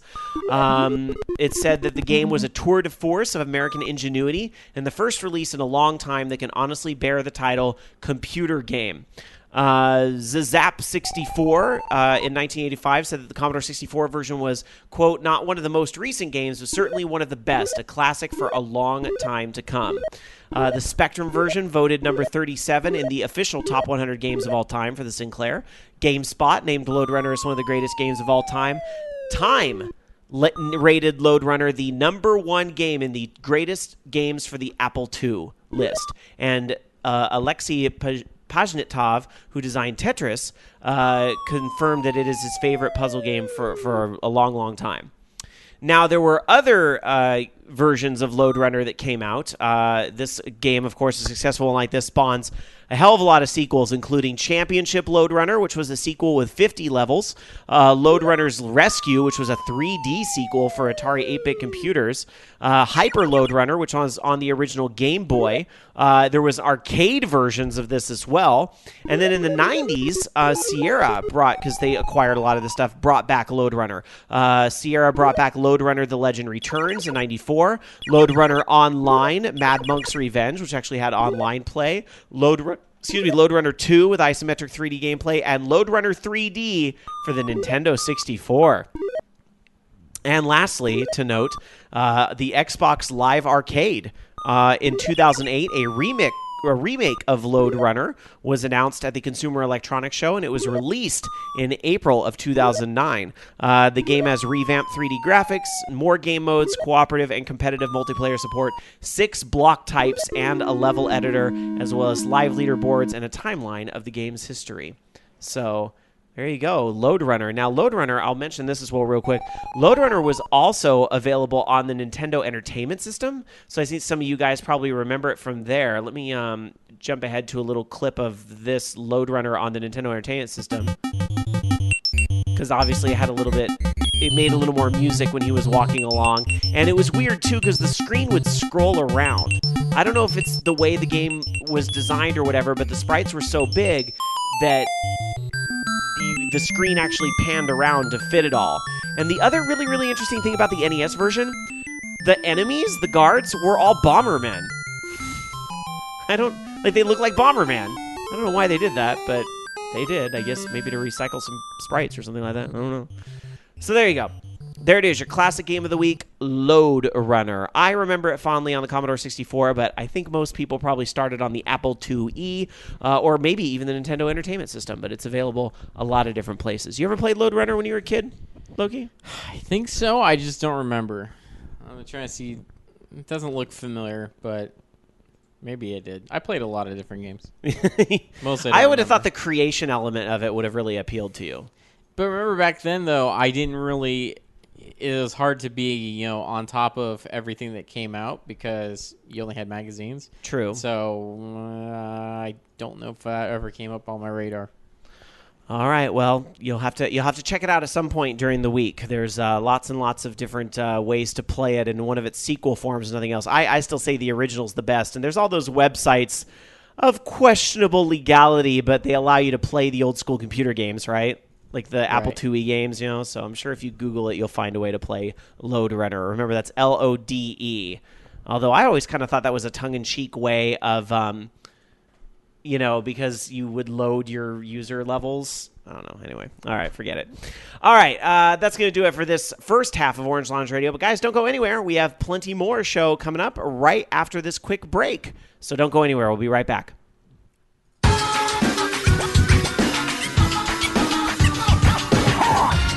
Welcome back, everybody, to Orange Lounge Radio, live on this June the 22nd of 2014 with the 557th episode of our show. Just Loki and I here in studio tonight. Dar Sakura, she is out tonight, Jason's not in town. He's back home in Colorado. Shane's doing something else online. Alan's at work. So all the usual standby people not available. So it's just Loki and I, just us.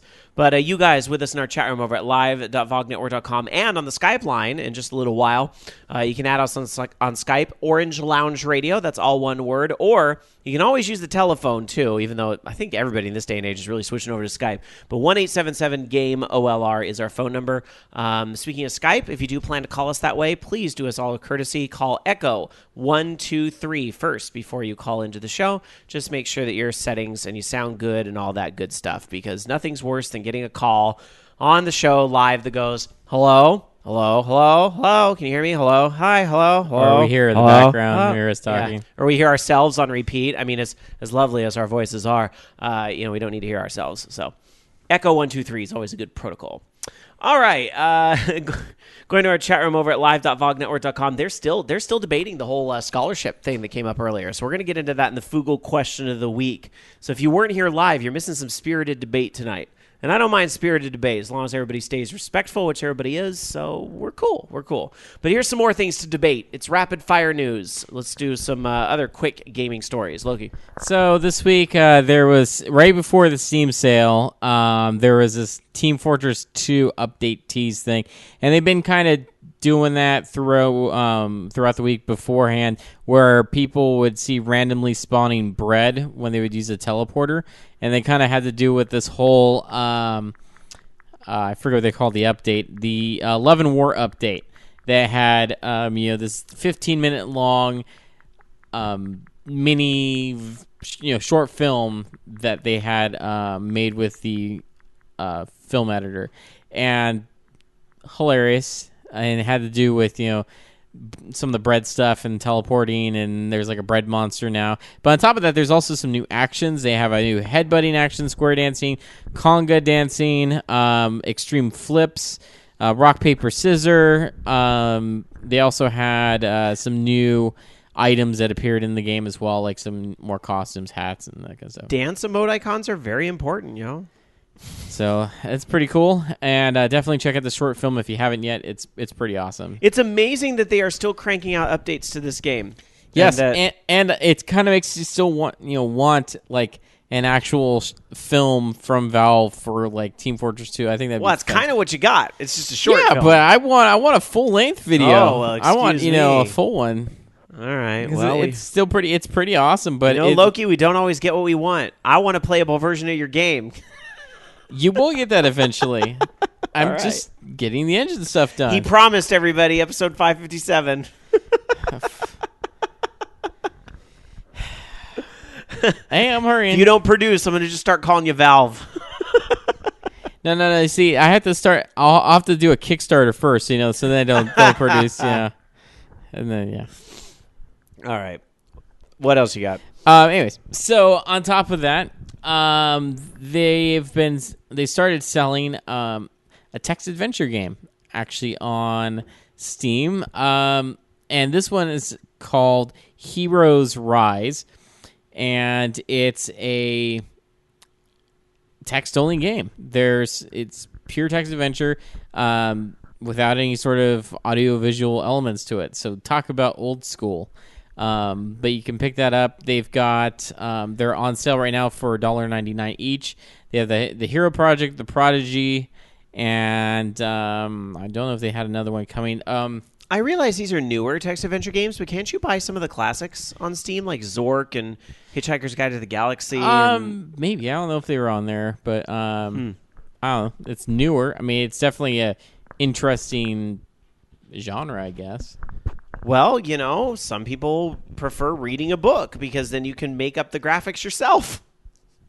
I'm being serious with that comment, So and your graphics in your head are always running at 60 frames per second or higher. That's right. Your mind is more powerful than current gen systems. Always one step closer to the holodeck. Yeah. So, I don't know. No Zork on Steam. I'm sorry. I thought that some of Good the Old Games probably has it, though. Yeah, probably Good Old Games. So, it used to be on GameTap. Remember GameTap? I try not to. Man, but, I used to love GameTap, and then they kind of sold and went to crap. But let's see. I'm looking right now to see if it's something that's available on Good Old Games. Yes, the Zork Anthology is available for $3 on Good Old Games. And speaking of Kickstarter, a game that actually was pretty interesting when I got to check it out, the demo and stuff that they had, also built in Unity. Cat Lateral Damage, the first-person kitty simulator where you, as a cat, knock over shit in your house and just generally piss off people. But to be a full cat sim, they had to add a few things. And with that, in this brand new video, they have the ability to take a nap, chase a mouse, chase a laser pointer. It is the pure cat sim. And they're looking to raise $40,000 by July 11th. And I believe, let's see where they're at here real quick. They were pretty far. Yeah, they're going to make it. They're at $36,218, and they've got 18 days to go. So it is going to happen. People are loving what they're seeing in the cat simulator, so not surprised. It's pretty awesome. I was going to see real quick if they had any stretch goals that they are adding there.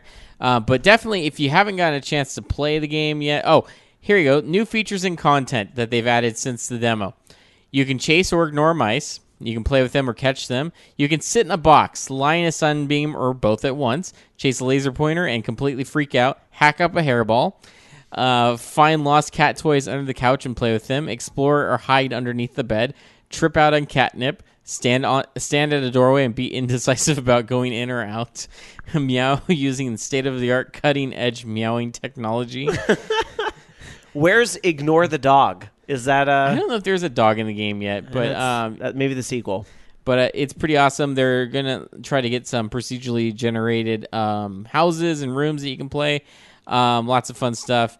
And yeah, go check it out if you haven't played the demo yet. I think you can check it out on their website. Well, I want to say it's like maybe catlateraldamage.com or something. But if you go to the actual Kickstarter page, they have the web demo actually embedded in there. So if you want to check it out, you can play it, or they have a link to it, I guess. Yeah, catlateraldamage.com/play if you want to check out the demo, which I recommend you should if you haven't done it yet. It's pretty fun. They really should make Cat Lateral Damage like an MMO, where we could all coexist in the same, like, cat person's apartment. The cat owner that has like 50 cats. We can all exist in that one place. And here's something that maybe even Jamie, she probably, I don't know if she wants to pitch money towards a Kickstarter, but you can, for $60 right now, if you pledge $60, you can make your cat famous. They will put a photo of your cat in the game as a frame poster. Aww. In fact, they even had one if you pitched enough money. It was limited, though. You can play as your cat in the game. So that's kind of cool. Fifth Dream in chat says, my cat is going to be in Cat Lateral Damage. So I guess Fifth Dream must pony down that to get that in there. But that's awesome. Yeah. To give a shout out to an old Xbox indie arcade game that was made by our friend YYR. You remember about 2 years ago, he made Bungee Ferret Tossing, which was one of the OLR Dream games we talked about. He made Bungee Ferret Tossing into a game, but the opening splash screen is a, please don't actually harm animals, because the joke is that they're explosive ferrets. But he has his responsible disclaimer that says this game is a joke and you don't actually want to harm animals. And he put pictures of animals in games. And so Alan's cats, Maruko, who was still alive at the time, and Sanrio, who's still around, they actually appear in Bungee Ferret Tossing, which is great. So even if my cats didn't get in Cat Lateral Damage, they at least will forever be immortalized in one video game. So thank you to YYR for making that happen. All right. Anyhow, let's talk about some other stories, including free things. Yay, free things. It will involve Origin, however, so however you feel about that. Although I got to say, as much as... I've warmed up to it. As much as Origin has been the laughing stock of PC storefronts and all this over the years, they've made a lot of strides in the past couple of years. Yeah, the only thing that bugs me about Origin right now, and it's really just my sheer laziness about it, is that it auto loads when I start my PC. That's about the only thing that annoys me. Aside from that, though, I'm kind of over hating on Origin right now because I don't buy anything on it, so it's fine. Well, and it's really funny too because a lot of people were like, "Well, everybody hated Steam at first." But then it grew into this thing that everybody loves. So now it's like, wow, we really do see like Origin going down so far, at least a similar path. And if they keep giving away free shit, it's pretty hard not to like it. The only problem with the free shit that they're giving away is it was all stuff that I bought in that one EA Humble Bundle that they had. So it's like, oh, hey, Battlefield 3 is free. Yeah, I already got it. Oh, hey, Dead Space is free. I already got it. I didn't have Dead Space, and I didn't have what they gave away Plants vs. Zombies. So I didn't have that either. So I was like, score. Well, one game that they were giving away for free, at least for a 48-hour period, was Titanfall. Now, of course, their big competitor Steam does things like this, where you can download a game for the weekend. Well, Origin's got it too. Origin is making Titanfall free to download and play for 48 hours. However, this is the interesting thing about it. Unlike the Steam free weekend, Origin has the game free for a set period of time that starts when you begin playing. So you can make that weekend essentially whenever you want. So a 48-hour demo for you. Progress during this access is saved, and if you want to purchase the game after that, you can pick up right where you left off. So that's pretty cool, I got to say. So Origin stepping up their game a little bit with a very recent game there, Titanfall, which I'm sure they wouldn't mind selling a few more copies of. Bayonetta 2 is a game a lot of folks are looking forward to on the Wii U. I know I'm one of them, especially now that I know the original Bayonetta is going to be with it too. That's pretty fucking rad. Well, to go in line with that, Funimation has agreed that they will release the Bayonetta Bloody Fate anime feature film in North America. Bayonetta Bloody Fate, of course, based on the Bayonetta games, which sees Bayonetta the Witch battling the forces of heaven in a quest to regain her memory. So there is no release date from Funimation yet, no release window either, but it does state that Funimori Kazaki will be on hand at Anime Expo in Los Angeles for a special sneak peek at the English dub, because I'm sure you're all excited about the English dub. The screening is happening on July 5th. I would imagine the movie should be timed around the game's release on Wii U. I would think that's the smart thing to do, but Wonder if they'll ever make that into a live-action movie. I think that might be a bit much. Have you played Bayonetta? It's a little crazy. They could have Angelina Jolie or something, or who they get? They could have Mila Jovovich. Why not? Yeah. Why not? All right, now, could there be more functionality coming between the Wii U and the Nintendo 3DS in the future? Miyamoto and Takahashi over at Nintendo have talked about that they have some more titles that utilize a connection between the Wii U and the Nintendo 3DS in the works.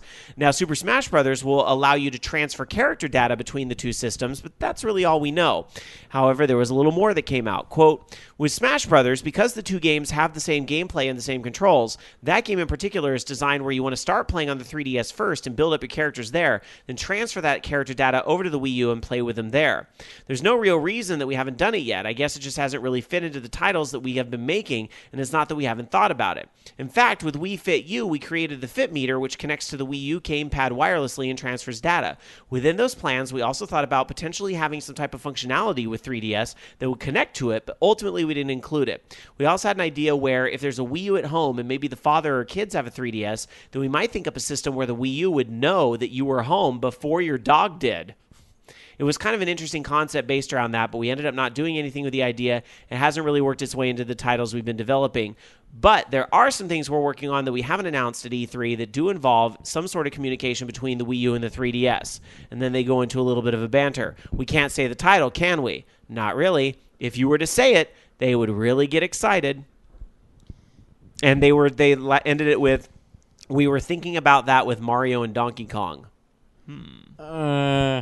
I'm sorry. Whenever they start talking about, hey, we have all this stuff planned, but we can't tell you about it yet, I don't fucking care. I just really don't care anymore, because it's just like, they can talk all about, this wonderful plans and stuff, but it doesn't mean it's actually going to come out. And what they think is something that we'll get excited about isn't this.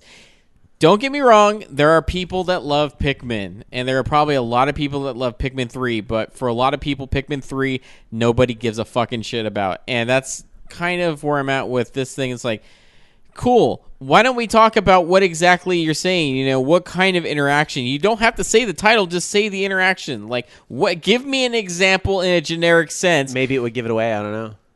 No, it wouldn't. I'm JV sure. Mon in our chat room says, please F-Zero. Yes. Yes, sir. Yes, sir. He said Mario Kart, I think, honestly, Nintendo's probably has at least a year-long lifespan planned for Mario Kart 8. They already talked, it's not on our show tonight, but they already announced that Mercedes DLC is going to come to America, so we know the game is capable of handling DLC. How can there not be a meaty $20 DLC? Because Nintendo doesn't skimp on the DLC. They will do a meaty $20 DLC pack that's like tracks, racers, cars. They're going to extend the life of that game. They don't need to make a new F-Zero, as much as it pains me to say it, because I really want a new F-Zero. They're gonna have like an F-Zero track. Oh, that would piss me off. That would just be rubbing it. Mute oh my god! City If they or made something. Mute City a track in Mario Kart 8, I would. I'll tweet a picture of my middle finger at Reggie. I will. Actually, I shouldn't. No, I'm gonna have to do it. We'll see. All right. I don't know. It's here's my thing, and like I mentioned before I had to change my plans of what I was working on and stuff. I'm just not gonna wait for them. It's like, listen, I'll make my own fucking F-Zero There you with go. hookers and blackjack. Oh my god! Wait, you're gonna just make F-Zero, but instead of like these futuristic races, it's just gonna be hookers. Hooker Race 2015 or something like that. It wouldn't do anything like that.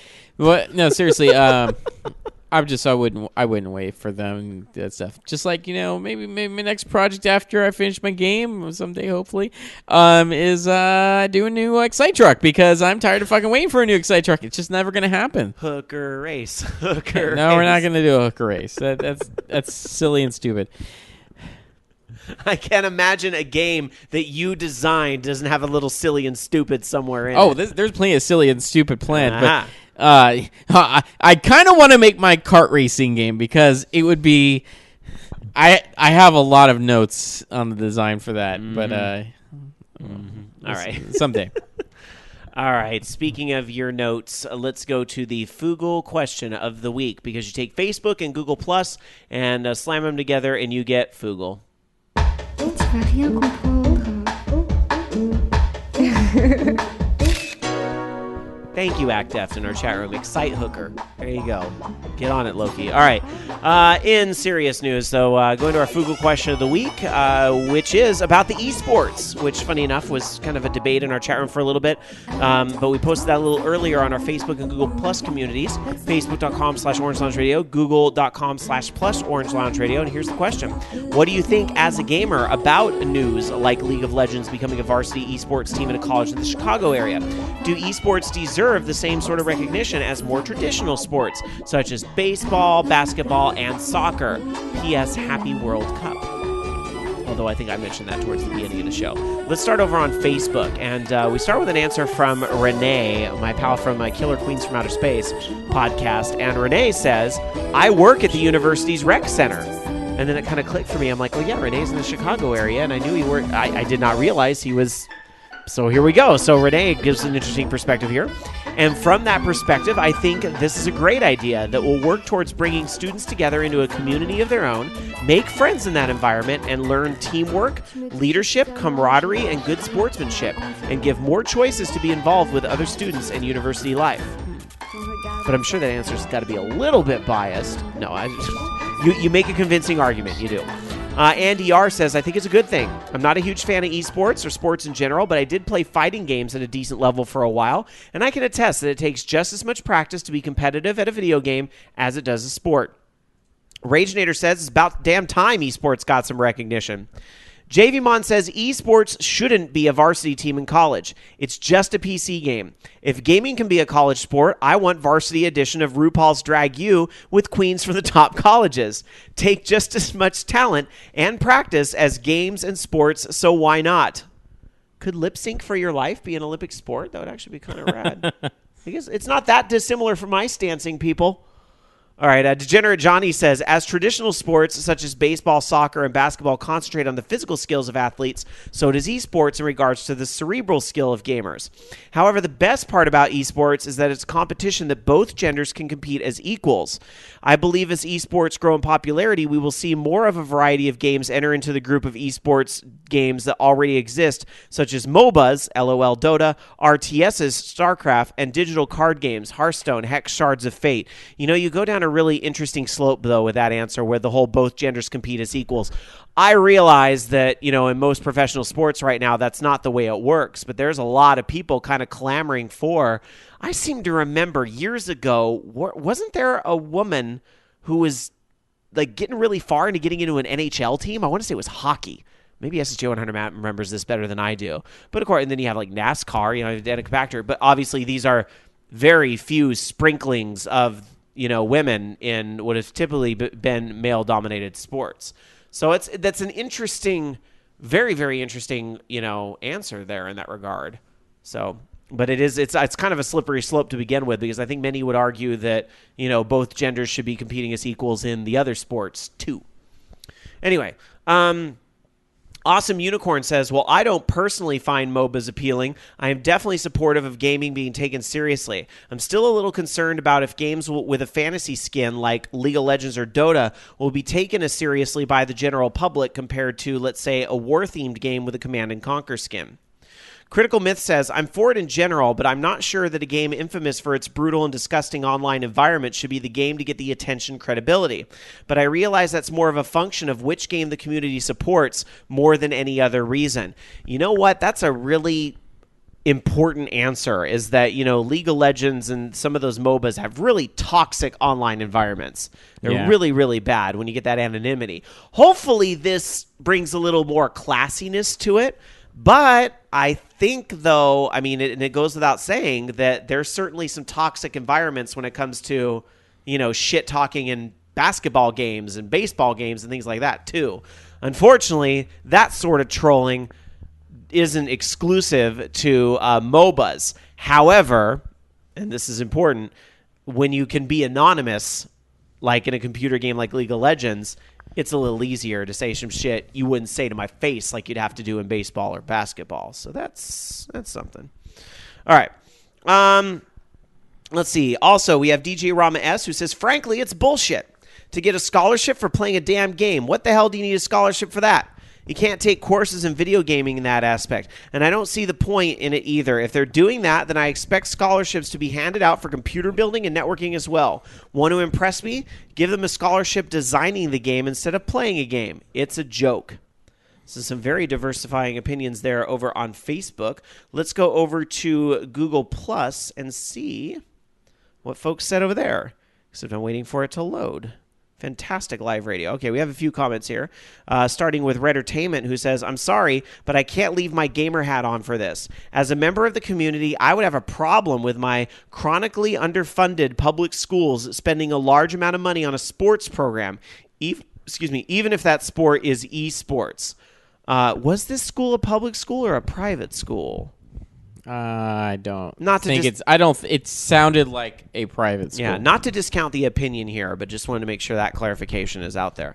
Ronnie B over on Google Plus says, I expect virtual sports to become more and more of a serious and accepted thing in society as we head into the future. With the advancing hardware like the Rift, Glass, Kinect, Morpheus, and even some cell phones being the start of mixing the physical world with a networked virtual world, entertainment will likely take on a whole new level quicker than we thought.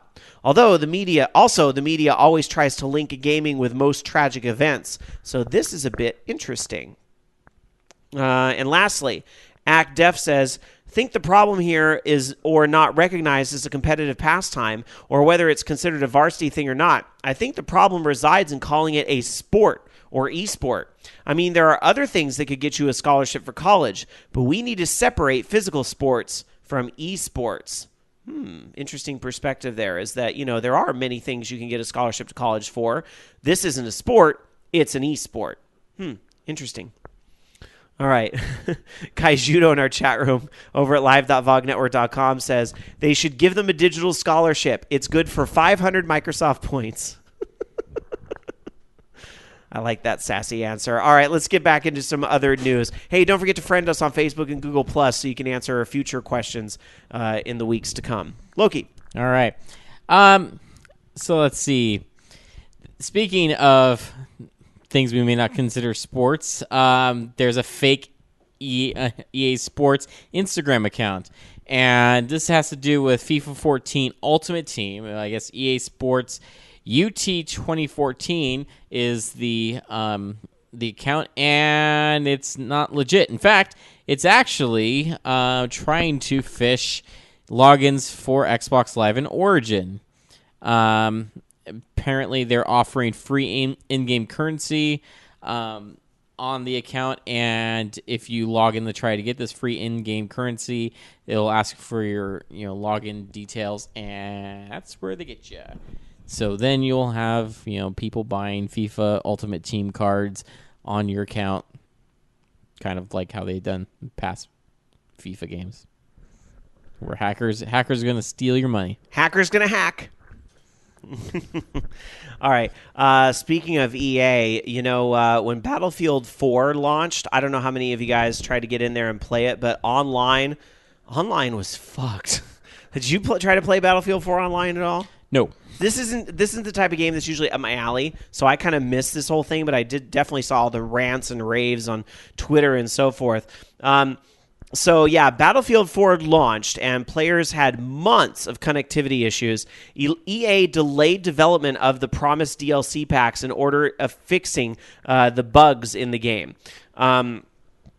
Now, what's interesting is the CEO of EA, Andrew Wilson, has kind of owned up to some of the problems of Battlefield 4 this week, talking about, and I guess blaming it of sorts, on the game's online scope. So here's the quote, "For me, the situation we had was unacceptable.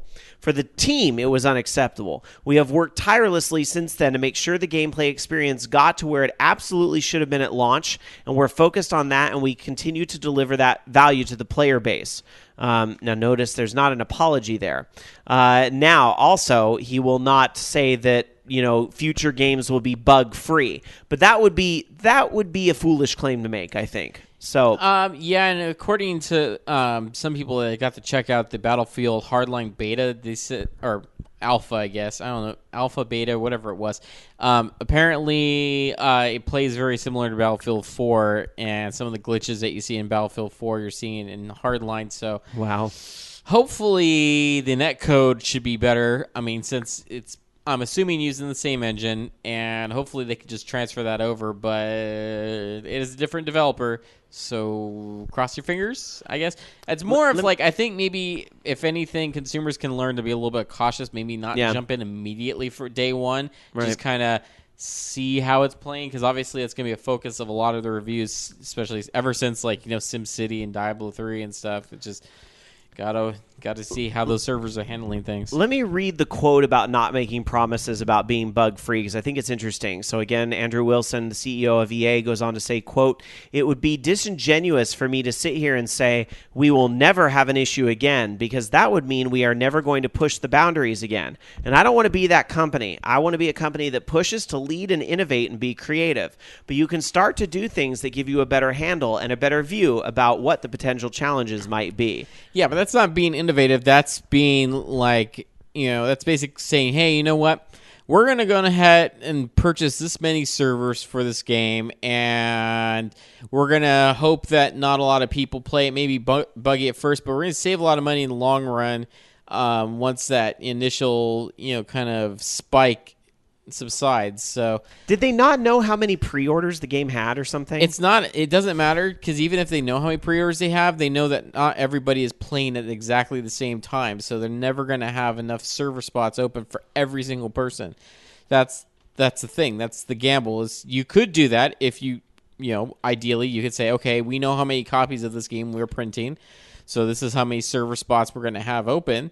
But then again, you're going to lose money because you're going to have all these servers that you aren't utilizing. It gets a little easier when you start using these virtual servers through, I think, Amazon and, Microsoft Azure servers or whatever, where they can scale it dynamically. And so they're not having to purchase all these servers. It's a lot easier and a lot more flexible, but I don't know.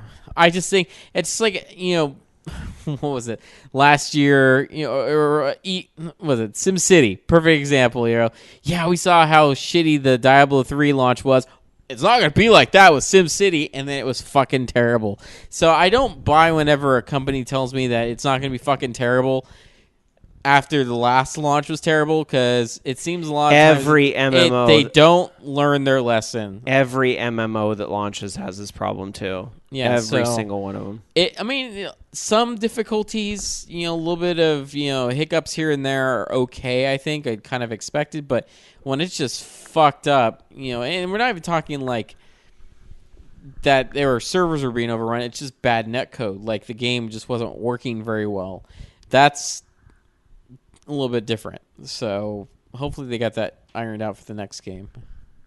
All right. I think we have one more story here, and then we're going to get to the mailbag and the FUs. All right. So game I didn't really get to play, but remember last week asking about, hey, whatever happened to Ridge Racer? And one of the games that they put out last was Ridge Racer Driftopia. Well, apparently that didn't do too well. It was a free-to-play game that was on PlayStation 3 and PC. Came out, I want to say like last year sometime, developed by Bugbear. And they had like an early access version of the game that came out in August 2013. It was like a beta. It never, I don't think, really left beta. But now it's being shut down. They're closing off the servers August 15th. And so, yeah. So much for Ridge Racer. I don't know why the FU music started playing right there, but it seemed very well timed. But yeah, so unfortunately, if you wanted to play Ridge Racer Driftopia, you might want to get into it now before that. They shut the servers down. But apparently, it's not that great. Act Deft in our chat says Driftopia was meh. So I want a real I want a good PlayStation 4, Xbox One Ridge Racer game from Namco. It would be fantastic. Give me a new R4 quality game. That's what I want to see. Act Deft is saying it wasn't bad, but God, it was pay to win. So that seems to be its issue. Yeah, they really hoard the Ridge Racer game for Vita. I remember just soured everything, kind of man, I was looking forward to the Vita Ridge Racer game, and then it's oh, it's $30, but you only get 4 tracks and or 4 cars and a few tracks, and you have to buy the rest. And it's no thanks. You guys suck. All right, well, let's go to the mailbag. Every week, you guys email us, participate at orangeloungeradio.com. I mentioned it's 12 years old, and we had the same email address for 11 and a half of those years. Participate at orangeloungeradio.com is a place to send us an email, and we read your emails here on the show. Usually, Dark Sakura dives into the mailbag and reads some of her favorite emails, but since she's not here, the task has fallen to me. And we have 4 emails tonight. But Loki, you got to respond to these too. Without our soccer here, I'm going to need your help, all right? So let's start with this first email, which comes from our pal Critical Myth, one of the hosts and I suppose the namesake of sorts behind the Critical Myth podcast, which airs Monday, Wednesday, Fridays at the Voice of Geeks Network, vognetwork.com. John from Critical Myth writes us and says, "Hey, OLR crew, I was listening to the commentary on Ubisoft's fumble over the multiplayer co-op in Assassin's Creed Unity, and as a huge fan of the franchise, a few statements were made that I think were unfair or uninformed. First, Rob, at one point you mentioned that the defense given in the written statement smacked of the, quote, I have a black friend trope. What maybe isn't apparent is that the statement made by Ubisoft is practically word for word the disclaimer presented at the start of every Assassin's Creed game. It was originally required because the first game is, after all, about Middle Eastern Arabs fighting and killing Christian Templars, and there was a bit of controversy over that at the time. In the larger context, who do we have as playable lead characters? Altair, Ezio, Connor, Aveline, Edward, Adwell, Arno, and Desmond. So 5 out of 8 are persons of color, or at least of prominently non-European descent. I don't think token representation is really an issue, especially when distinct cultural backgrounds are inherent to the plot and character development in the games they headline. I have a feeling, and I got to go back to what I said last week, so I'm going to be honest, I don't even remember, but I have a feeling I wasn't trying to say that as a direct thing. I was trying to kind of say it as a comparison. But I did neglect the fact that this is a standard disclaimer that they've been using for a long time about the whole thing. But I'm sorry, that disclaimer doesn't really get them out of the hot water of the statement that they made about, essentially it's too hard to put a woman in a video game, which is what it came off as. Whether they have this history or not, perception is a huge chunk of it, right? And the way the message is delivered. And unfortunately, the way Ubisoft's line came out was, that, we just, we don't really have time for women. That's how it came across. You know what it really is? It's just the AI so good. This is going to be totally gender, whatever. I don't care. It's very inappropriate of me to say this. But anyways, yeah, me, of course. Well, let's be real. It won't be the first inappropriate thing you said on the show, so enjoy it while Janie's The AI is so good. It's just she can't decide what to wear before she goes out and assassinate people. And so, unfortunately, they can't get the character out there. You're only saying this because you know if Dark Sakura were here, she'd chuck her shoe at you right now. And luckily, she ain't here to kick your butt. So, all right. And it's only mildly funny. But no, seriously, it's just they just made excuses. All right, at least you admit it's a cheap joke. All right. Okay, let's go back to the email here, which brings me to my second point. When Aveline was mentioned as headlining Assassin's Creed Liberation, Jamie quickly dismissed her as, quote, token female character. This is gross misrepresentation of the situation. Aveline was the lead character in what was intended to be a AAA flagship title for the Vita, a game that received significant promotion. The entire game was centered around a woman of mixed heritage living in colonial New Orleans. That's about as far from a, quote, token female character as it gets. In fact, it aligns far more with the positive elements she cited for Tomb Raider. What might not be apparent to those who didn't play the games or follow the franchise is that players were able to choose female character models for multiplayer from the start. Even before that, one could recruit both male and female assassins to join the, quote, Brotherhood. The intense criticisms of Ubisoft come not from the standpoint of, here we go again, but rather, why is this an issue now? It runs counter to the past several years or games of the franchise. I understand that and I respect that, but I think, and Jamie's not here to really respond to this, unfortunately, so I'm going to have to take my best guess and try to interpret her point here. But I don't think it was necessarily that Aveline was a token female character in that game. But when they were using her as the defense, she suddenly felt like the token female character because like, but here, look at this over here in this completely different game in the franchise. We did this whole other thing. But that still doesn't explain why you said it would take all this money to create female in co-op mode and all the clothes and all this stuff, yet Sunset Overdrive shades you in literally less than a week after E3. You know what I mean? It's just... That's the disconnect for me. And if we're going to do like, oh, well, it's motion capping and stuff like that, there's a pretty interesting movement going on in Sunset Overdrive. So, I don't know. On another topic, I would agree. Oh, well, before we get to the other topic, I just want to say, I hope, even though we're continuing a debate here, I totally respect your viewpoint, and I understand there's a lot of fans of the Assassin's Creed series who are very frustrated by what's going on, but I'm not sure that's as much about the game itself as it is a commentary on the industry, because like I said, this whole dam has been waiting to burst, and unfortunately it took this pull quote and this circumstance for this, well, I shouldn't say unfortunately, because this needed to happen. It's just, if you're sitting in Ubisoft shoes or you're an Assassin's Creed fan right now, it's kind of unfortunate. I will say this. I saw a demo of the game at E3, and it looks pretty darn good. I don't usually super get into these Assassin's Creed games, but Assassin's Creed Unity looked like it might be pretty sweet. And some of the co-op stuff, yeah, it looks pretty cool. But I can also see how it's frustrating where, like, if you're a female gamer that was hoping to be the female slashing people up, it's not there for you. And their reason why is kind of crappy. But anyway, I just want to say I do respect the opinion, and I understand why Assassin's Creed's fan base is probably a little frustrated at why is this happening to my franchise? Why did you have to open your mouth? All right.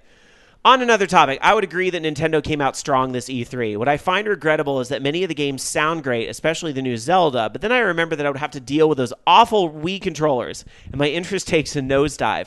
If the games were fully playable using classic controllers versus the gamepad motion-controlled nonsense, I'd be far more inclined to take the plunge. I think...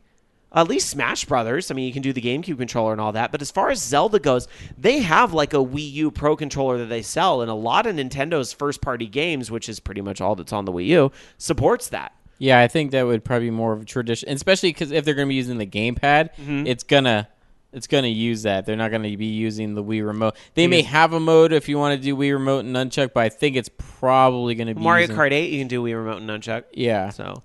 I will say this. I mean, everybody has their own opinion or whatever. I don't think the gamepad's as bad as a lot of people think it is. I mean, yeah, it's big, but when I'm holding it, it actually feels really comfortable. I prefer it to an Xbox 360 controller, that's for sure. That's the one I can't stand is the 360 controller. At least the D-pad on the gamepad works. Anyway, one last thing. I thought everyone knew that Rob's real name is Danny Fantastico. How dare you? How dare you out me on the show? All right, there it is. John from Critical Myth sending us that first email. Let's get to the next email, which the subject line is Yo, which I can't help but think of that app that everybody's talking about this week. Have you heard about the Yo app? All you do is you send yos to friends. So it just pops up on the phone. Yo, yo, yo, yo, yo. Wow, that's like only like a couple decades away from, what is it? It is seriously. What's up? Yeah. It's like the Flappy Bird of social networking apps right now. It's like, why out of all of the social network apps is this one the one everybody's talking about? Because it's stupid. And with all due respect to the creator of Flappy Bird, who I admire being just one person, but it's still like, why out of all the games on the marketplace are we fucking fixated on Flappy Bird? I don't know. All right, anyhow, this email is actually from Serious Turtle, who sent us the subject of Yo, who says, I want to bring up two things. First, Jamie, Good Old Games just had To the Moon on sale for $1.99. I bought it solely on your strong recommendation, and I need another game to make me cry. I don't play too many 8-bit RPGs, so that's a testament to how convincing your sales pitch was. I'll let you know what I think when I play a few hours. Well, we'll wait for the follow-up, which, good thing there'll be a follow-up because Jamie's not here tonight. And secondly, I wanted to let Shane know, who also isn't here. Maybe he'll hear me. Maybe he's listening to the show. I don't know. But Serious Turtle said, I wanted to let Shane know that I'm playing Pokemon X. This is my first Pokemon game ever, and it definitely took me 4 to 5 hours to start to get into it. But now that I'm 12 hours in, I'm really enjoying it. And even though Shane sounds like Eeyore from Winnie the Pooh, maybe it's a good thing he's not in the room, I still thought that he might crack a smile at a Pokemon noob joining the ranks. As always, love the show and depend on your Monday podcast to start my week off right. Well, no pressure. Your loyal turtle in Philly, Serious Turtle. No pressure. I depend on your podcast. No weeks off for me. You better have a game plan come July. You better take the day off. All right. Next question from EA Skeezy, who is taking the opportunity to turn our mailbag segment into like Ask Orange Lounge every week with his questions. But hey, sure. I put the mailbag out there for everybody, and if Skeezy's going to be one of 4 people. Oh no, Shane's listening to the show. What? Come here, Shane. Come here. Shane just burst into the room saying, "I do not sound like Eeyore." Did you hear that email? Yes. And what would you like to say to the Pokemon noob who got into Pokemon X, even though he called you Eeyore? Congratulations, and you're an idiot.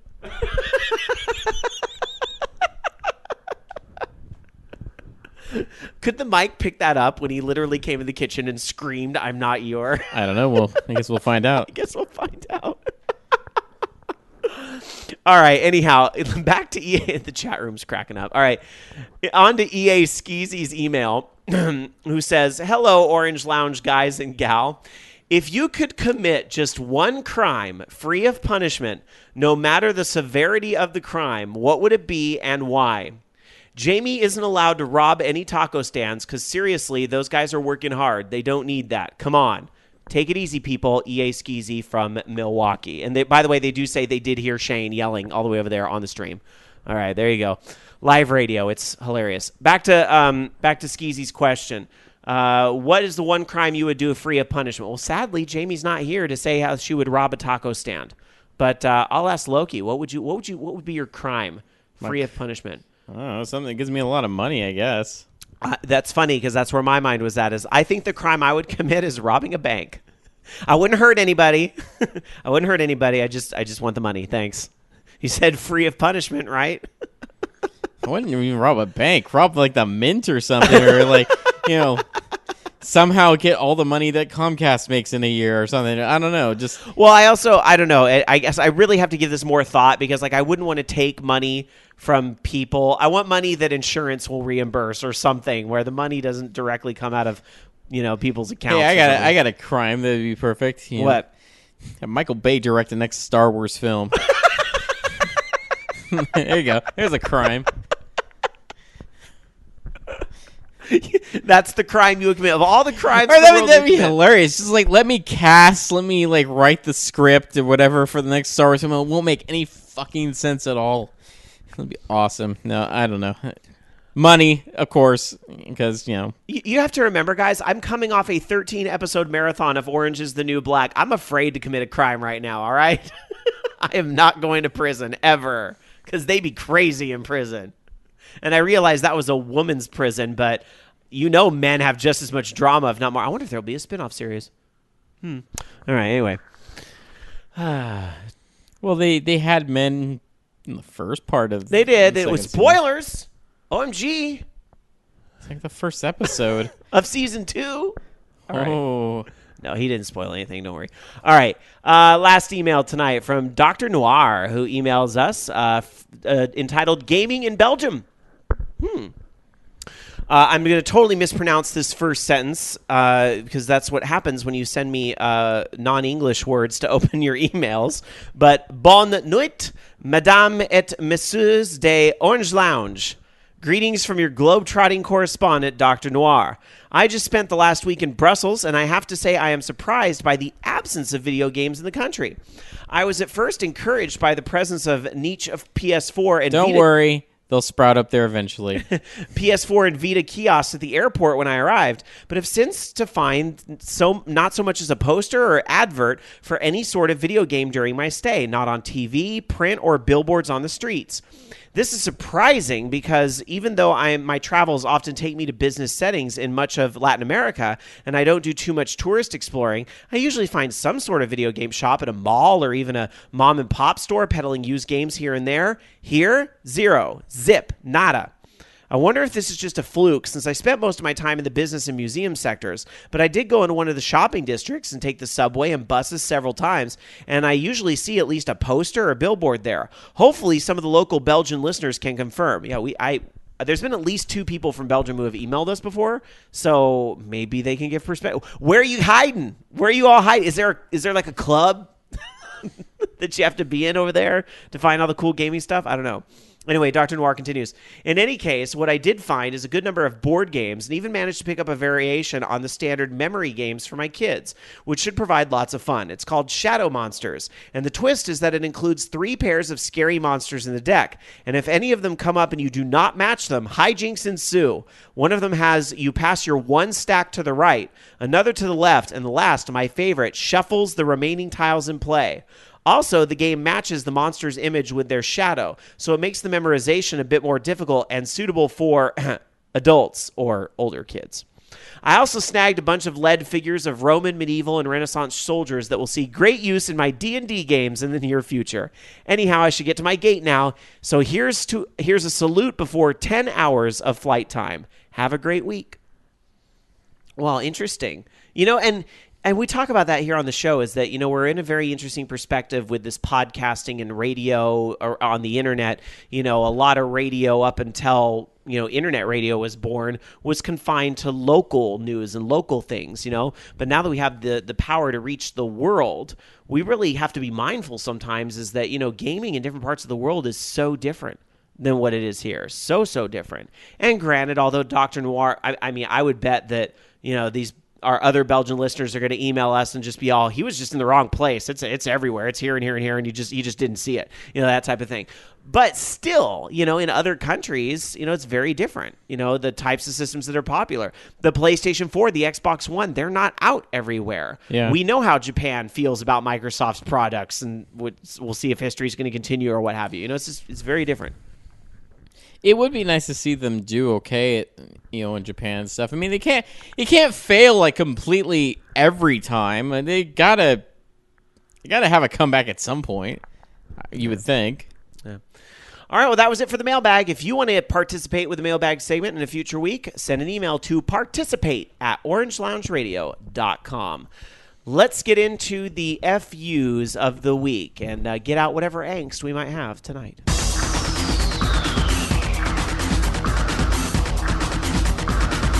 This is bad. Here is justice. Here is punishment.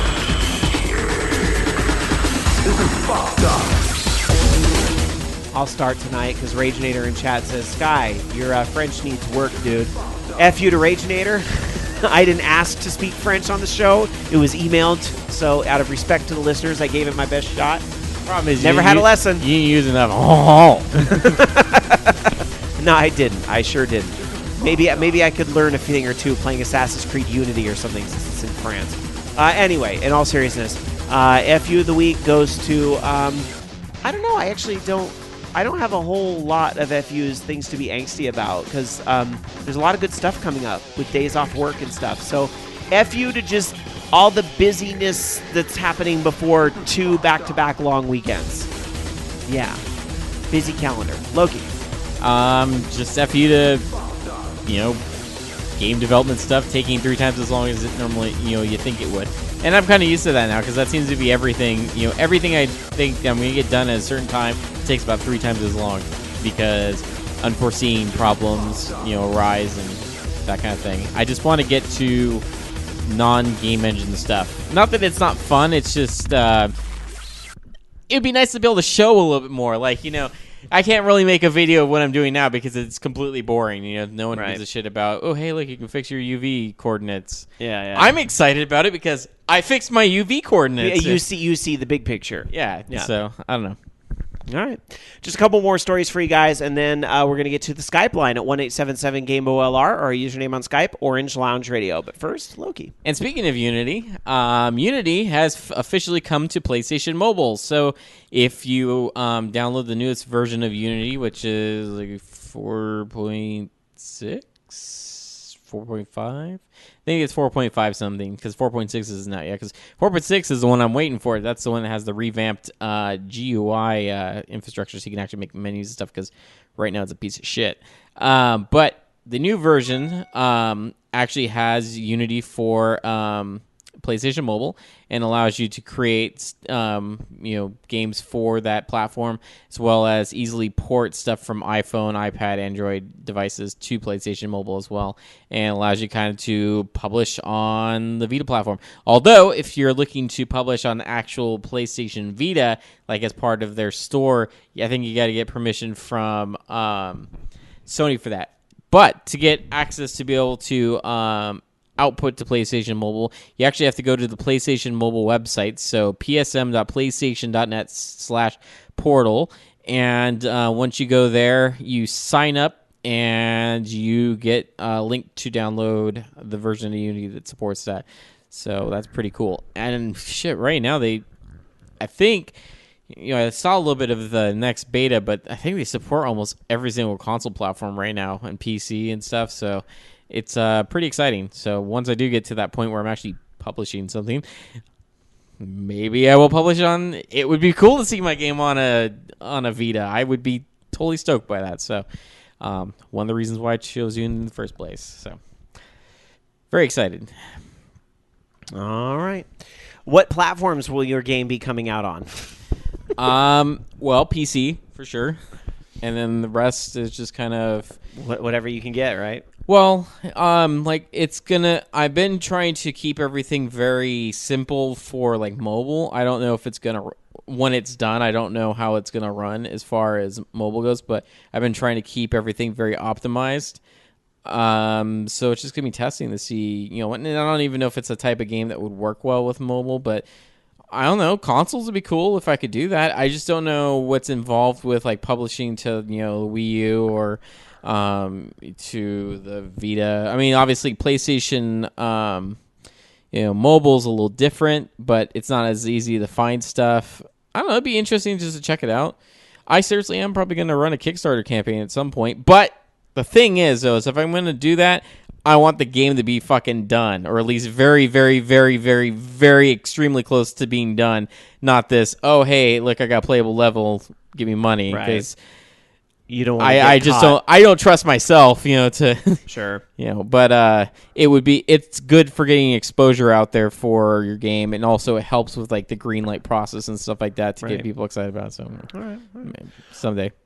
All right, well, something some folks might be getting excited about is a new movie that's coming out all about video games. It's called Video Games the Movie, which was the result of a crowdfunding campaign, actually, speaking of all that stuff. It will be released to theaters in North America on July 18th, but I wouldn't really expect it to see in every Cineplex across America. But before the film is in theaters, the initial debut will be on July 15th via an iTunes exclusive release, which there's been a few movies recently that kind of dabbled in that, so I think it's been kind of successful. The movie is narrated by Sean Astin, who is one of the Goonies, also in the Lord of the Rings movies, right? So he's done a few things there. In the movie, it will be documenting the rise of the games industry from when it was, just little pixels on the screen to basically the gigantic, bigger budgets than movies that they are today. Variance Film President Dylan Marchetti in a statement said, quote, "Everybody loves a great video game, but in recent years they've evolved into something way beyond what any of us who grew up playing an 8-bit system could imagine. But regardless of whether you're up gaming until 3 a.m. or haven't played a video game in decades, there's something for you in this film, and we think audiences will be delighted." Well, we'll see how well this does when it comes out in about a month. So... All right. By the way, there's some other people. I should mention some of the other people in this game. The film was also produced by Cliff Pazinski, Cliffy B, right? Some of the people that are in the game: Zach Braff, Chris Hardwick, Will Wheaton, Nolan Bushnell, Hideo Kojima, and Allison Haslisp. Sorry, I always say her last name wrong. Sorry about that. But, yep, there you go. Some of the people to expect in the movie. All right. That's it. We're done. We got through all the news. So it's your turn. We're going to open up the Skype line, 1-877-GAME-OLR, or username on Skype, Orange Lounge Radio. If you'd like to give us a call, we will take your call. And we'll leave the Skype line open for a little bit just to see if anybody's going to get through.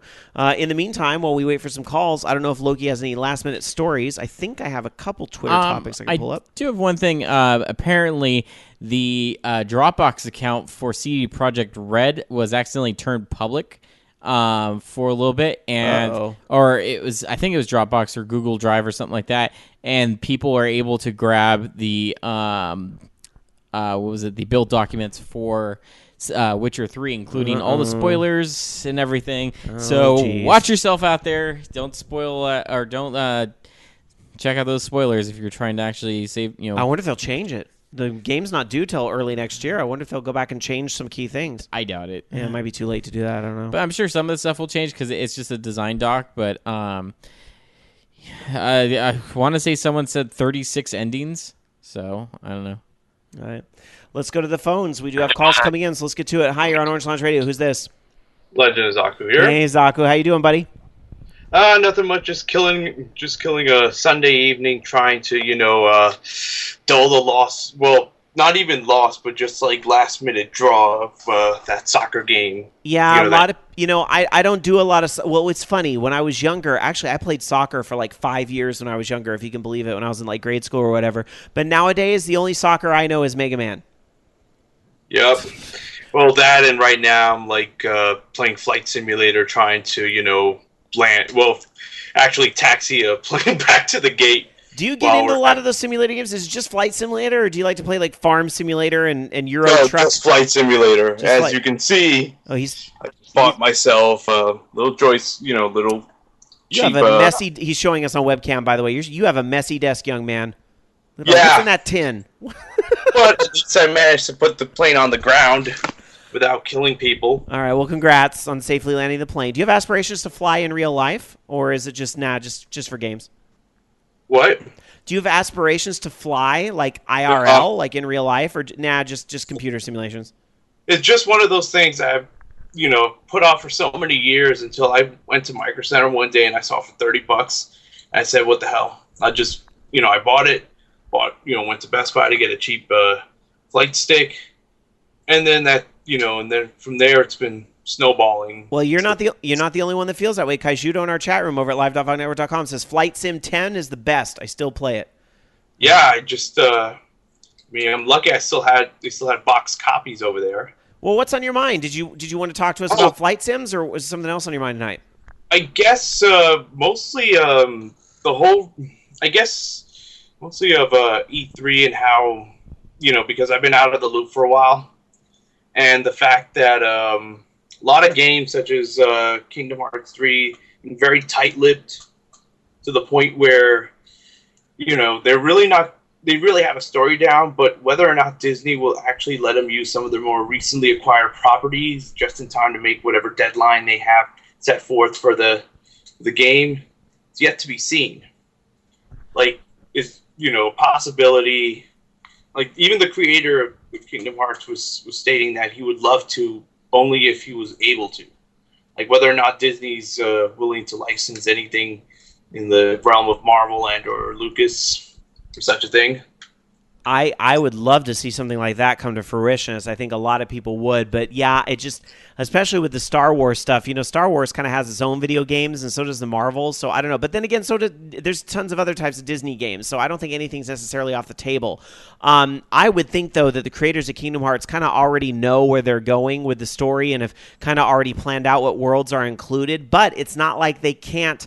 They don't have access to, rather, like some of the Disney stuff that is coming out in the future. I mean, Disney has their movies planned through, like, I'm sure 2018 or 2019 at this point. Yeah, I would imagine they would have like a long-term, roadmap. So I imagine, the folks at Square get privy to some of that information because, like, I think about like Tron, not just the 1985 Tron, but Tron Legacy was in the 3DS Tron game, and that wasn't that long after the movie. So it's like, it is possible to get the newer stuff in there, even though the games might have a long development time. Then you also run the risk of scope creep, and then whether or not you're able to punt the release date further, even though you're aiming for quality, you pretty much you might get carried away.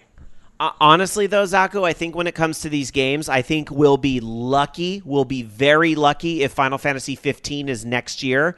I honestly think at this point, I'm thinking more like March, April 2016, like in time for the end of the fiscal year. I think that's when you're going to get Final Fantasy 15, and honestly, Kingdom Hearts 3, not till well after that. And like I'm talking like 2017. I don't think it's so far, that sure, far. they have demo footage right now. But So is it far, playing? You have to, Kingdom Hearts, I could see cancel maybe that out completely, knowing that Tokyo Game Show is like only a few months away. Kingdom Hearts. And hopefully, if anything, because the fact that Square Enix really didn't put out as much for E3, because they're really not at a point to actually divulge any of it. Hence the reason why they're trying to spread most of the news regarding, Kingdom Hearts and whatever other game they're going to come out. Don't get me wrong, Zaku, I would love to be wrong on that, but it's just kind of like, these games take forever to develop. And Final Fantasy 15 it's been in development since it was 13 Side Story, Versus. whatever it was called. Yeah, Versus. Loki, what did you want to say on that? I don't think. I think Final Fantasy 15 would probably be. Maybe I think it's gonna be next year sometime because they've already have tons of footage of it and stuff. Kingdom Hearts 3 though, there's hardly been anything for it, and I'm guessing we'll maybe see like a better reveal at Tokyo Game Show, but I would say maybe spring 2016. Yeah. Yeah, as I said, it really depends on how far along they've gone in the process, whether or not they managed to make any progress on the actual development, and B, whether or not they have all the voice talents marshaled up and written scheduled. It's all speculation. One half is getting the game, built out with all the assets and code. The other half, and the more important half, is essentially the acting. The fact that if they did decide to go big and do like, Star Wars or anything Marvel related, they would have to at least schedule that well in advance. Like if they pulled the trigger on this, knowing that Disney pretty much gave them the permit, authorization to do it, then yeah, they would. Assuming they got it a lot earlier than what we're anticipating, right. They might have everything ready to. If they're running it concurrently, they might have everything. I do think, though, Zaku, I think you're onto something when you say the Tokyo Game Show is probably going to show us a little more. I kind of expect that would be, when we'll get an update, if nothing else, on at least 15. I don't necessarily know if Kingdom Hearts 3, they'll say much more on it. I mean, maybe just little sprinklings, maybe a new trailer or something like that. But I still kind of think they're pushing the 2.5 remix. So maybe there'll be hints. I bet at Tokyo Game Show they give away that there's like a trailer for the third game when you beat 2.5 Remix or something. But see, that's the thing with 2.5 Remix is I think when they're putting that out now, that the timing of that says that the 3's not too far behind, because it wouldn't make sense to me to put it out that far away from 3, because they've been doing one each year, and that makes you think, well, maybe it's going to be next year. But I think it's still too early. The remakes are essentially just they're just mostly texture swaps, but more importantly, getting it to run on the PS3 architecture. But you're right; those take at least upwards to a year and a half of dev cycles. Right. And but either way, they're going to take you an entire year to understand anyway. So, you know what? Either way, TGS or hell, even PAX East, like Squeenix has, out of all the other developers aside from Ubisoft and Microsoft, Squeenix still has some sort of presence. As to whether or not they'll probably be the biggest ones. I still think PAX is really their time to push the MMOs too, though. Like 14, I think, because there'll be an expansion and continued support for that. I kind of see that as focus of PAX. And they're probably going to push 2.5 remix, and then TGS. They're going to save 3. They're going to start like teasing a lot more 3 at TGS. And all right. Hopefully PAX East. I'm thinking PAX East. I don't know. Buddy. It's kind of like a far-fetched, wily-eyed idea, but think about the fact that there's not that many larger game devs in PAX East anymore. It's mostly indies, and to a point, they're with the Squeenix being one of the very few. Who knows how much more space they might give them, especially if they have something exclusive like Kingdom Hearts 3. Who knows, Zaku? Who knows? Because we might we could speculate for another 4 hours, I'm sure. But Zaku, I gotta let you go so we can get more calls. Thanks for the call. Have fun flying. Don't kill people. I landed. All right, now I gotta shut off the engines. All right, bye. Just don't hit the wrong switch and collide the like accidentally. You think the thing's in park and it's in drive, and you just go boop right in the terminal. All right. Anyhow, let's get to some more calls. 1-877-GAME-OLR or username on Skype, Orange Lounge Radio. Let's go to another call. Hi on Orange Lounge Radio. Who's this? I thought we had the call. Let me try that again. Hi on Orange Lounge Radio. Who's this? Hi, this is Raging Leader. Hi, Raging Leader. What's on your mind, buddy? One quick news story that wasn't covered in tonight's show. Although Bobby Blackwell did touch on it slightly, during his show earlier tonight. What? You trying to say he's better than us? Is that what you're trying to come out here and say? Oh no, I did not say anyone's better than the other show. I'm just saying something wasn't covered. Them's fighting words. Yeah. I'm just kidding. What's up? What's up? As we have been hearing rumblings for the past year or so that supposedly the games for Windows was going to be quote unquote shutting down July 1st of this year, and we already started to see that happen to a certain degree later without taking place, but. To Bobby earlier tonight, basically saying Microsoft is saying, no, we're not going to take down the servers for for games for Windows, so you can continue to download what you already bought, play your games, so on and so forth. And personally speaking, I'll say this: I didn't really like games for Windows too much, but in a way, it's kind of a good thing that they're keeping the service going. If only because there's some content that I did buy through games for Windows before I jumped ship to Steam. Right. Not only that, but even for those people that have long-term Steam users. There's bound to be some games out there that long-time users may have bought that use games for Windows in one capacity or another. Like, for example, if you have the Lost Planet games, be it the original or the second one, or even Street Fighter Plus Tekken.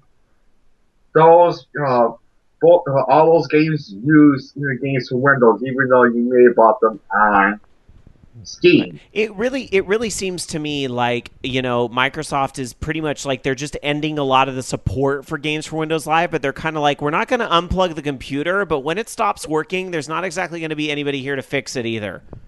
It's kind of the sense I get from the whole thing, is that okay, they're not like pulling it down, but they're not really investing another dime in it. Yeah, true. Yeah, I mean, I'm the first to admit that games for Windows in and of itself is a service kind of pales in comparison to Steam, to put it lightly. I think no one's going to argue any differently. You know, in Microsoft, oftentimes this is not the first time, and they're not the first company to do this either. Who sees a good idea like a marketplace for games like that, and tries to build something their own and make it work, and it doesn't always work. I remember a time being a podcaster for so many years where Microsoft tried very hard to make Zooncast a thing. You remember that? Oh God! yeah. Or Major Nelson's blogcast. They refused to call it a podcast because they were trying to make the Zune thing happen, Yes, right? stop trying to make Zune happen. Speaking of which, my wife got a hand-me-down phone. It's a Windows phone. What software do I have to use to put shit on the fucking phone? Zune. Fuck that. But here's the interesting thing. But you can sit here and point off all of Microsoft's failures, but sometimes they kind of take an idea and they do pretty well with it, like the Xbox. So, sometimes it's just a matter of trying these different ideas till they get one that works. But at the end of the day, if it's not making money, if people aren't loving it, if people aren't using it, then you wave your white flag of surrender defeat. So Yeah, well, Peter's, Loki kind of touched on it a little bit. Personally, I love the Zoom. Not so much the hardware. I never owned the hardware itself, but I love the Zoom software. The web, the software player, in their marketplace. So I use it all the time before they shut that down and went strictly Xbox 360 One and Windows 8. But as a result, I had to switch over to iTunes. But that's just me. I'm probably in the minority there. So. Well, there's going to come a time when even Steam is going to be gone for the next big thing. Whatever is next in distribution. There will come a time. It's probably going to be a long ways away, but there will come a time. What I don't get it though, just seriously talking about the Windows Phone 7 here that my wife has, it uses a standard USB cable to connect to the computer, but I have to use a fucking program to put shit on it. Whereas an Android phone, I connect to it and hey, look, it's a drive I can dump shit on. I don't have to fucking have if I want to make a ringtone, I don't have to. It has to be 40 seconds. It has to be under a meg. You have to tag the genre as ringtone for this shit to pop up. It's stupid. All right. Well, wow. Did somebody's computer crash with Loki's rant right there? All right. Rageinator, buddy, I'm going to let you go so we can wrap up the show, but thanks so much for your call, and I guess rest in peace, Games. But at least you can still play Game Room. For now. Oh yeah, I'm still. In fact, I was just playing that the other day, actually. Nice. So. Nice. All right. Take care, my friend. Yep. Have a good one. Later. All right. Well, I'll see if anybody else calls in. 1-877-GAME-OLR or username on Skype, Orange Lounge Radio. But meanwhile, I did see a few things on Twitter I wanted to make sure I got through. I just saw a tweet come in from Koopa Club, which I plugged at the top of the show. They just posted episode 52. So if you need more of me after tonight's OLR, go download Koopa Club. Episode 52, which is titled #BabyJessica. It'll make sense when you hear the show, okay? Some tweets at the OLR accounts, twitter.com/OLR. Super Hulk 1999 said, talk about great golf games. I've not played one since Outlaw Golf 2 on the first Xbox. You a big golf game player? No, I used to play a lot of mini golf games. I used to be really big into 3D Ultra mini golf. I loved Kirby's Dream Course. I think I brought that game up like 3 weeks in a row now. Like on Super Nintendo, I love that game, but it's not like super authentic golf either. I would be down for they've got Hot Shots Golf, and then they tried to do a golf game. I think there was one on Xbox One. I want to say that they put out one. Yeah. I've heard the Mario golf game is pretty good. I haven't played it myself yet, so I can't attest to that, but I've heard it's pretty good. The last golf thing I played was golf in Grand Theft Auto 5. How about our chatters? Do our chatters have any recommendations of really good golf games over at live.vognetwork.com? Help a fellow listener out. SSJ100 Matt has tweeted us saying, you have to give it up to the hackers. Mario Kart 8 has been demade for Super Nintendo via a ROM hack. What? That fast? That was quick. Where's that? Apparently, I don't know, he's linking me to a story at retrocollect.com, where let's see, there's a Mario Kart 8 demake for the Super Nintendo. So let's see, it says you can't do some of the things that the courses do in the game, but the tracks from Mario Kart 8 have been brought over to Super Mario Kart as best possible. The familiarity of the hit Nintendo Wii U's courses are present in the novelty ROM hack, one which gives the timeless Super Mario Kart another jolt of life. Interesting. But I want to see video. Why is there no video?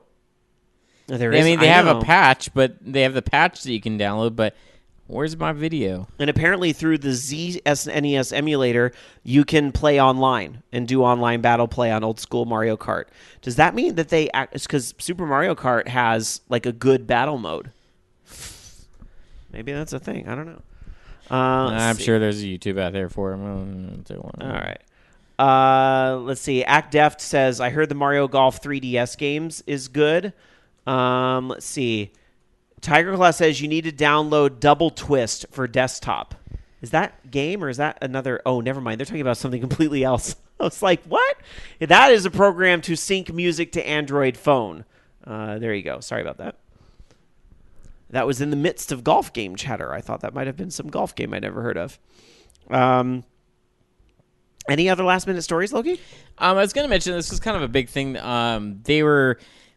Some modders found that the original shaders that were used in the E3 demo for Watch Dogs how did we miss this? Were hidden inside the PC version of the game, and they enabled them, and it looks much better than it does now. I heard, though, it runs into major performance issues in some places. It's not so bad. From what I've seen, actually, they were saying that the performance is actually better, but it's a little bit buggy. Like, it's not perfect, but they're like working to fix stuff in there from the shaders and everything. But it's still, once again, developers, if you're taking something out of a game and you really don't want people finding it, remove it completely from the game. Do not reference it. Do not keep the code in there. Take it all out. All right. Well, we're not getting any of the calls, so I guess this is where I close up the Skype line. We're done. That's it. That brings us to the end of another show. If you want to participate with the show, you didn't get a chance tonight, but maybe you're listening to us at work on a Monday or at some point throughout the week. First off, a big thank you guys to who support the show. Those of you that show up here live or those that listen on the podcast feed, however you do it, through iTunes, through Stitcher, through using Double Twist to get it from one place to another, whatever it is you do. Thank you guys very much for checking out our show. If you liked what you hear, please consider leaving us a 5-star review. Oh, here we go. Here's some pictures. On iTunes or Stitcher or something like that. We really appreciate it. Quickly, Loki, you say you got some pictures? Yeah, if you click on the link on that story, it shows the pictures in romhacking.net, and I mean, I can't really tell. I mean, it's all right, I guess. I just can't really tell because I've never played Mario Kart 8. I can't really tell what these tracks are, but neat. I don't know. I'm more interested in like the hacks that they had for Mario Kart Wii. They had lots of cool track hacks that you can do with just a SD card. Yeah, that's cool. All right. Well, that brings us to the end of another show. So thanks again for downloading and tuning in and listening to it, however it is. We will be back, of course, next week with another episode. We'll talk a little bit about 12 years of OLR and, of course, take your calls and talk about whatever should happen in the news next week. I would imagine things are going to ramp up a little bit again, more and more as we get closer and closer to the holidays. Loki, though, before we say goodnight to everybody, I got to go around and get everybody's final thought. Loki, your final thought. My final thought is I'm building my primitives again in my game that I'm developing for hopefully the last time. So once I'm done with this, and I get to learn how to write a shader. So all the things I didn't want to learn, I'm having to learn.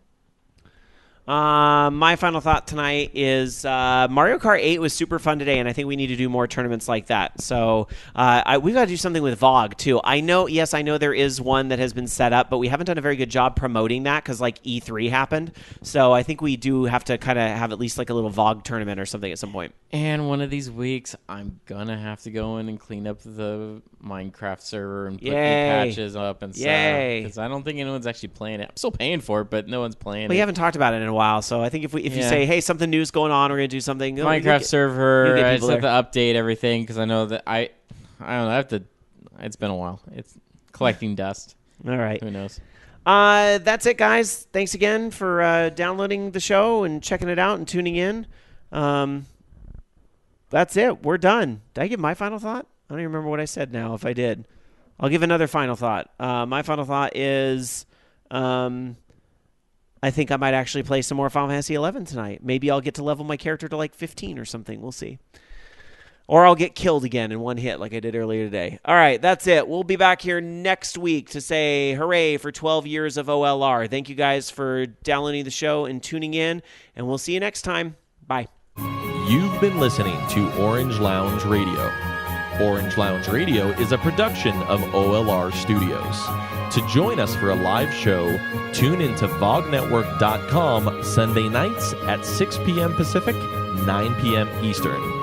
The views and opinions expressed in this program do not necessarily reflect those of the staff of Orange Lounge Radio or VOG Network, but you know they were all still true. See you next week.